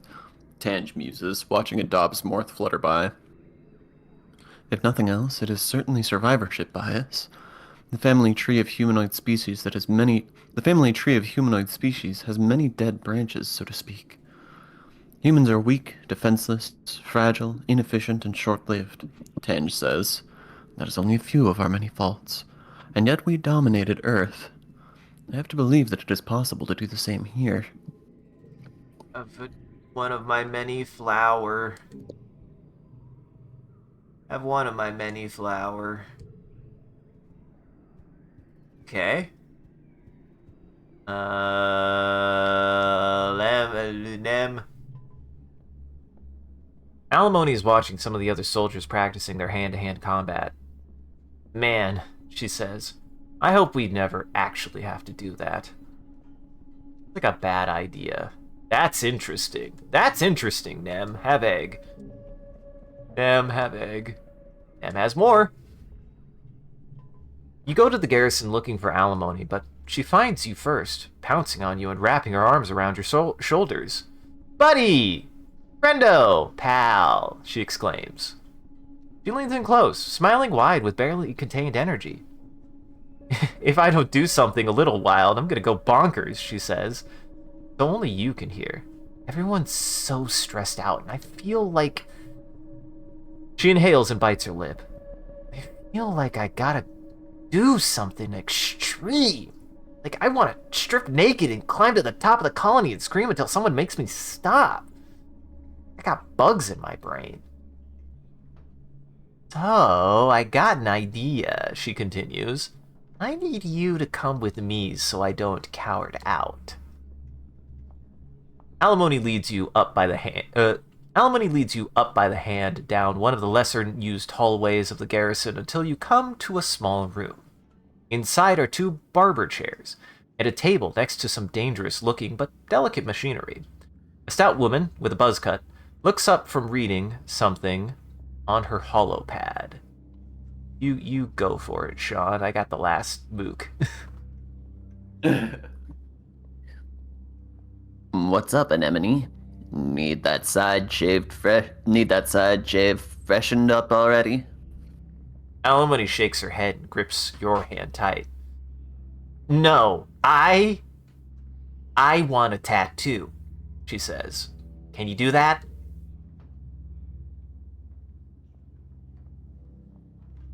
The woman gestures to dismiss her holopad and pulls out a thick book from behind the counter. You and Alimony crowd around it, marveling at the sight of real paper as it falls open to display a selection of tattoo designs.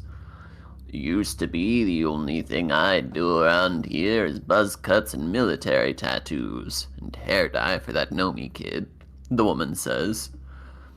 But since we landed here, you haven't been the only person who's come looking for something a little more artistic. She smiles. Take a look through this and see what I can do. You and Alimony flip through the pages reverently.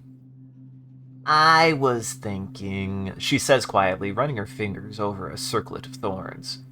I want something to remind me that Vertumna is my home, and everyone here is my people. To remind me why I fight. She shoots you a smile, uncharacteristically shy. I want something to link me to you, she says, looking away as her cheeks turn red. Out of everyone here, you're the person who means the most to me. Her eyes go wide. Nah, wait. We should get matching tattoos, she exclaims. Come on, what do you think? I will put it this way, Sean. If I could ever determine what a good tattoo for me to get would be, I would get a tattoo. I just can't figure it out. I just don't know. I don't know what that thing is. Like, you don't want a gun tattooed on your hand? Sean, believe it or not, no. Because I absolutely wouldn't want to try to even fucking explain it. Yes, of course. Hell yeah, Alimony says, pumping her fist. What should we get? The book of tattoo designs lays before you. What do you want to get? Stratospheric logo surrounded by knives. Each other's names. No! Mushrooms growing out of a human skull. That's pretty good. Sun to represent the twin sons of Vertumna and a sword and a shield. Now, so if I'm looking at these options, if I was to choose any one of these, I think it would probably be this. Or the sword and shield. Well, fuck. I'm thinking about the sword and shield though, Sean. Thinking about the symbology of sword and shield is co-op tattoo. Fuck. Yeah, I actually think it might be the shorted shield. Well, fuck. Yeah.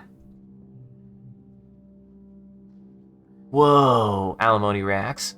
Just like knights. That's fucking awesome. You want to be the sword or the shield? The shield. The shield. I'm the tank.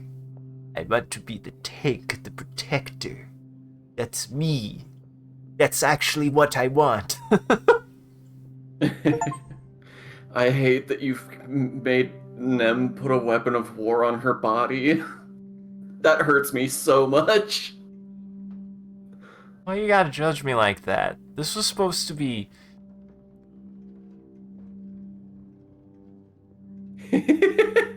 Look, you made your choices. I let you make your choices. I'm allowed to judge you for them. You got it. It was... Why? I wasn't thinking about it like that, Sean. Why you gotta do this to me? You sit down in the tattoo chair and bare your right arm. The tattoo artist / barber transfers the design onto your skin and fires up the machine, which buzzes alarmingly. You and Alimony look at it wide-eyed. I guess you kids have never seen Earth tech, huh? She says, preparing the gun. Tattooing's one of the oldest human arts, so there's not too much holograms and replicators can improve on it. The stuff I do here, It reminds us that even when we're out here among the stars, we're still just meat with thoughts. Thanks for that. Tough my way through it. Grit them teeth. Bite that tongue. Also, really good card, by the way. Mm-hmm. It smarts a bit. What? What? What does it mean by it smarts a bit? Have you never heard that phrase before? Oh, what the fuck does It that means mean? it hurts. No, I have never, ever, ever, ever, ever, ever heard that phrase. You've never heard anyone say that something smarts a little. No! I hear them say it hurts! It's like pretty common. I have never heard that, ever. It smarts a bit when the tattoo artist presses the needle to your skin and begins her work. But you're pretty tough. Alimony looks a little green as blood wells up around the needle and grabs your hand. This is so cool, she breathes as the design begins to bloom on your skin. It takes about an hour for the tattoo artist to get down the bold first strokes of your tattoo. Alimony holds your hand the whole time. When the artist steps away to stretch, Alimony leans in and gasps. It looks so awesome!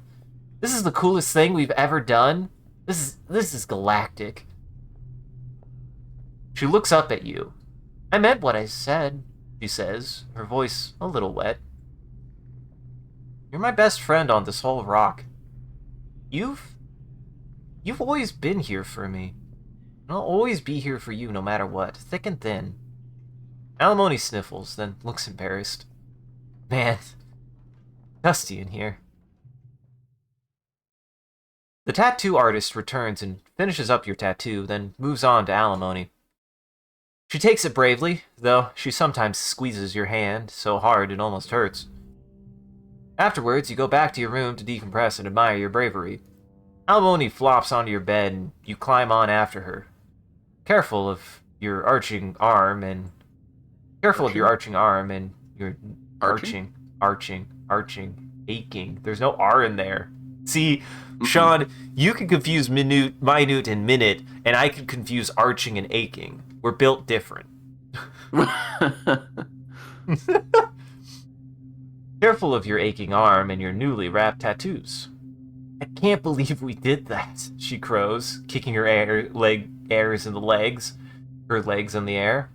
That was so awesome.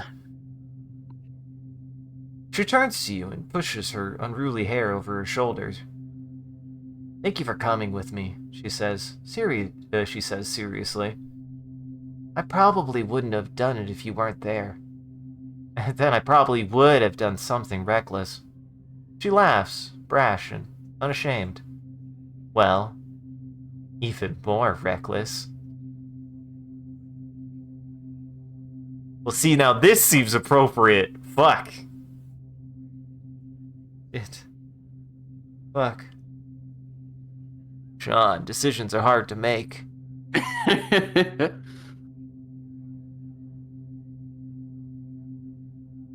Decisions are hard to make. If I was in this situation in real life, at this age,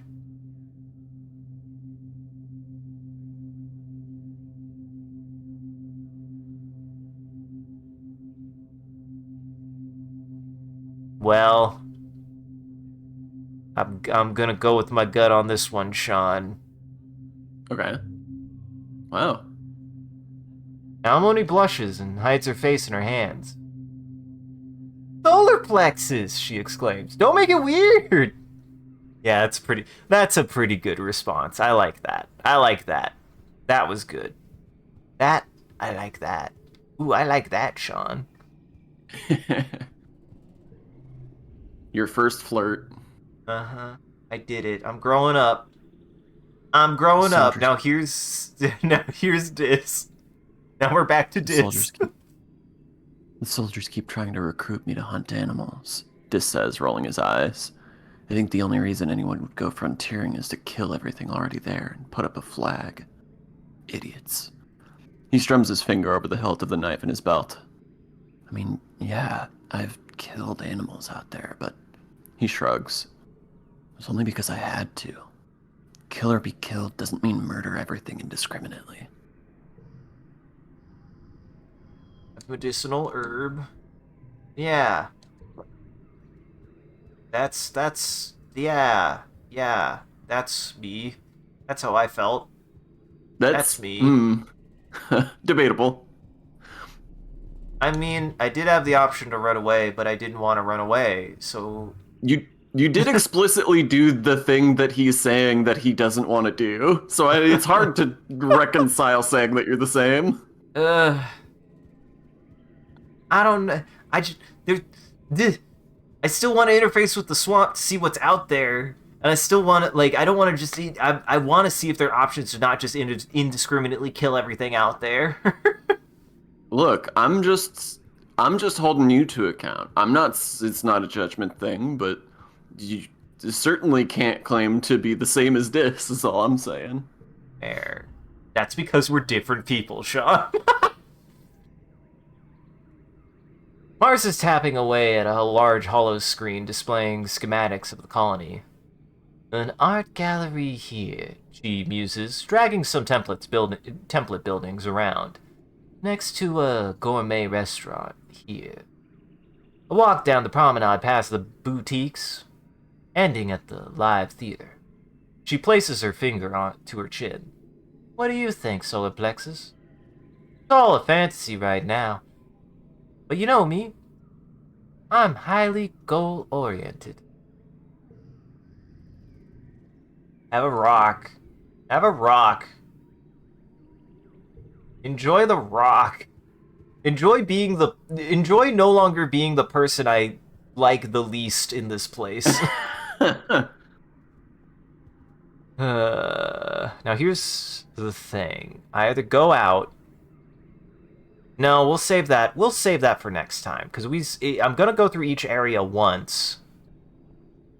Okay. The next area would be the forest. So we should end here and save the rest for next time because there's probably gonna be a lot out there, no matter what. And this has already gone longer than I expected this day to go. So, what do I want to end on? What do I want to end on, Sean? This is the question. Animals is very close to maxed. How close is animals to max, actually? Very close. I think we go do some animals, Sean. I think we go do animal research, Sean. Animal. I go work with the Blast you. animal. Thank you. Heavens to bless me. Cal is a hard worker, but he doesn't take anything too seriously. Working alongside him always feels less like work and more like hanging out with a friend. Even shoveling out the barns doesn't feel like a chore when Cal's around. I do appreciate where I've gotten to with all of the like different characters and everything, and I've really enjoyed how much this game has gone into. It has been a treat. It has been a treat. Mm-hmm. This cancels out. That's really stupid. I kind of wish I could actually get value out of this, but I don't think I can. Only because you can't read.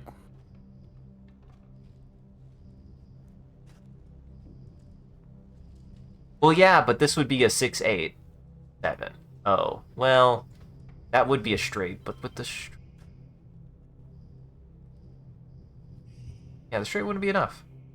How dare you insult my intelligence, Sean? Oh, wait, I didn't no. insult your intelligence. I said you can't read. Shut up! Why are you making fun of me? Fine, I'll throw a stick at it. I could read, I just didn't know that that's what you were making fun of me for. If you could read, I wouldn't have had to say anything. I wouldn't have had to make fun of you. Yeah, sure.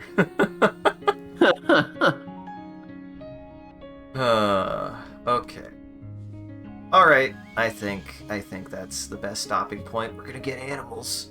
We're gonna get max animals next time, though. That's gonna be fun. I don't know what that's gonna. You're gonna be a maximum animal. I am gonna be a maximum animal. A maximum animal who knows. I do find it interesting. I guess animal implies like working with animals versus understanding like biological sciences. Uh-huh. You don't gotta know the structure of a cell to understand what a pig like to eat. That's fair. You're right. But I understand both.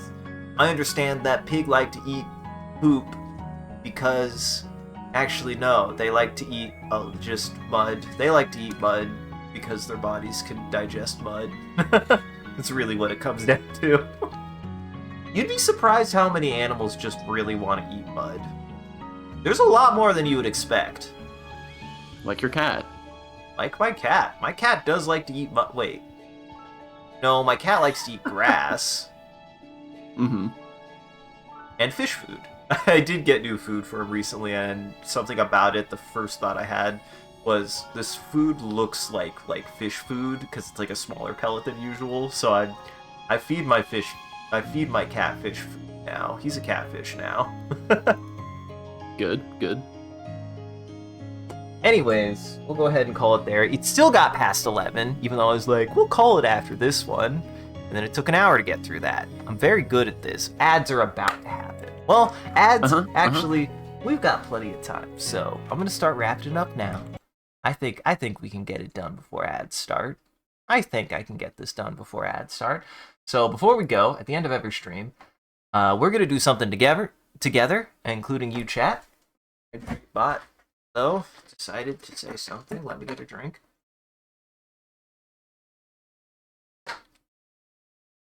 Anyways, we're gonna do one more thing before we go. At the end of every stream, I'm gonna draw a picture. You guys are gonna help me. If you want to help me in chat, all you gotta do is type like a word or a subject into chat, and then I'm gonna take what chat says and I'm gonna make a prompt, and then I have to use that prompt as a reference to draw a picture in Paint. And then I'll share it before we raid out. So, Sean, what should we start with?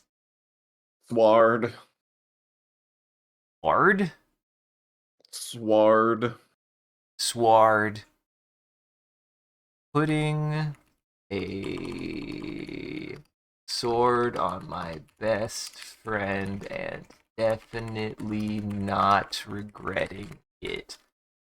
Putting a sword on my swole best friend and definitely not regretting it.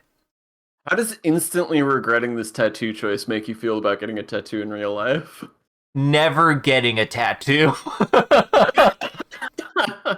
It's too much. This is what I'm saying, Sean. I need someone to tell me what tattoo I should put on my body. I will make a wrong choice if it is up to me. I do not trust me to make a good decision on a tattoo to put on my body. I just don't.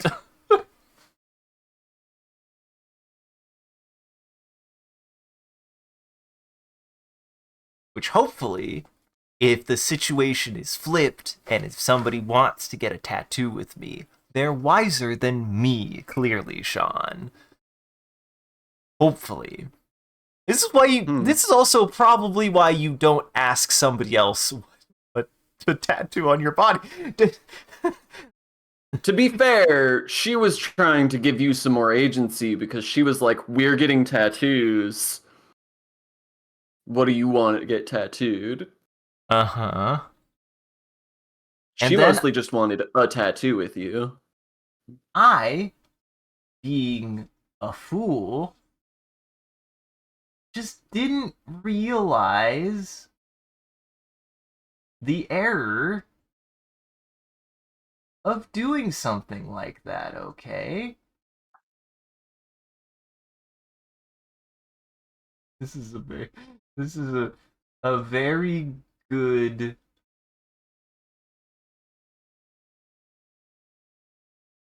This is a very good tattoo that I've drawn.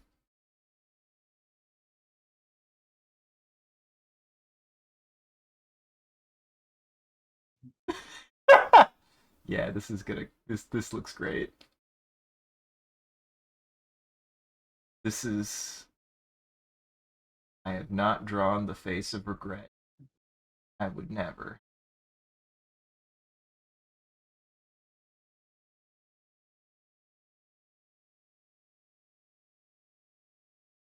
I did it. I did it in one. Well, stick around to the very end to see that picture, everybody. I also do a bit of a closing bit, and we do raid at the end of every stream, so that way the vampires in our chat and no ads. Thank you for Thank you for snoozing ads before it even let me do it. We post when we go live on any one of the wait. So stick around for the end, everybody. We raid at the end of every stream, so that way the vampires in our chat can keep watching. Just everybody else out there, make sure to go lock your doors and windows. It is almost lunchtime for vampires. And thank you for joining, everybody. I hope you had a good time. I hope you enjoyed the show. If you're able to join the live show, thank you for stopping by, chatting, and watching. If you're watching this in the future, thank you for taking the time to go back and rewatching the VOD. We appreciate it. If you're out there and you enjoyed this and you want to see more of what we're up to, I recommend scrolling down below and following, or clicking any of the links below. There's a link to all of our socials in the Discord, which you can also find here. We post when we go live on any one of those platforms, as well as you could just hang out on the Discord. It's a good time in there with everybody. It's a good time in there. Speaking of which, a shout out to a community on that Discord and everyone who follows. You guys are a wonderful audience, and we appreciate you. If we do anything particularly entertaining or noteworthy, feel free to clip it and share it on the internet. Just make sure also hashtag it with MCCanary, or link it back to the stream so people can find more of the good stuff we do here. And if you want to see the stream grow, you gotta let people know. I do appreciate that you guys have been talking about the stream, and I encourage you guys to do it more. It does help us out, and it's just super rad that you guys have been willing to do that. We do appreciate it. I don't really do any other kind of advertising. I just post when we go live, and nothing else. So the only other way people really do learn about the stream is if you tell people about it. So if you enjoyed this and it made you think of somebody, I don't know why I would do anything that would make you think of another person, but if I did, you should tell, and they don't know about this, you should tell them about it. Maybe they'd like it. Go tell them. I won't. And as always, a huge thank you to all of our supporters on Patreon, Ko-fi, and Twitch. Your generosity allows us to continue to expand the stream, as well as take on more projects, and the stream would not be made possible without viewers like you, so we thank you. If you want to see your name added to this list, as well as some other benefits you can get, you could always subscribe directly on Twitch or check out the Patreon or Ko-fi here. They'll show you everything that you can get, and any amount is always appreciated. Once again, thank you. And thank you, Drew Matsu, on wonderful job of holding back the Robot Army and becoming famous. And thank you, Sean, for playing through more. I was a teenage exocolonist. I had a good time. I hope you aren't judging my playthrough too hard. I just, I'm here to provide context is all. And I'm just curious, even if it means making bad decisions, Sean. And hey, you would have never even tried to go to the swamp from the sounds of it. Do you feel enlightened? I mean, it was pretty much exactly what I expected. Do you have any housekeeping? None. Well, go check out everybody else's stuff in Goblin Entertainment here. That link tree has links to everyone's channels, everything that they've done and they've been up to, and you can find more of my stuff here, which has everything that I post to. I recommend checking out the VOD channel right now. It's doing something. I don't know what or why, but it's doing something. So if you joined in late on this one and want to see what we were up to earlier on in the stream, how we got to where we are now, you can also find the previous streams of this game there as well as some other things like the Mothership game. I'm also trying to keep up, posting a couple shorts. It's hard. At one point I was able to do a lot more, and now I can't because I'm doing production value, which slows everything down. But I still am posting shorts every now and then. At some point, I'm needing things to clear up a little bit, but at some point I do want to try to focus more on getting the like short little audio logs worked on again. I haven't forgotten about those. Uh, and yeah, you can find everything there. As for what's coming up next, Wednesday I should be working on my animation some more. Usually take a break on Tuesdays. Thursdays it'll usually be James and Aqua if she's available as well, and we'll probably do something, maybe Heck Divers or maybe Space Guys. Uh, uh, Friday, yes, Friday. It'll be Sean Jackson and I maybe finishing something, actually finishing something because I'm impossible. And then Saturday, I think I'll be ready, Sean. I think I'll be ready.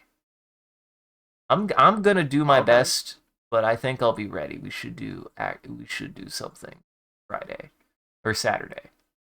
So yeah, if any of that interests you, definitely stick around again. Feel free to drop a follow, and just otherwise go check everybody else's stuff out in Goblin Entertainment. And stick around. We'll go say hi to someone. Ew, stop my ads. Stop that. We'll go say hi to Mr. Vickers. He's playing something called no, he's playing Thief Gold. For some reason I thought he was playing something that wasn't a Thief game. I don't know why.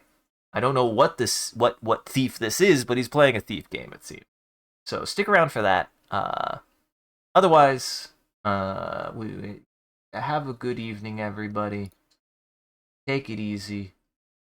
Sean, is there anything you'd like to tell the audience? Don't forget, if you're gonna go to space, make sure to bring plenty of movies. Sean, maybe... Why did you give her Link's hat?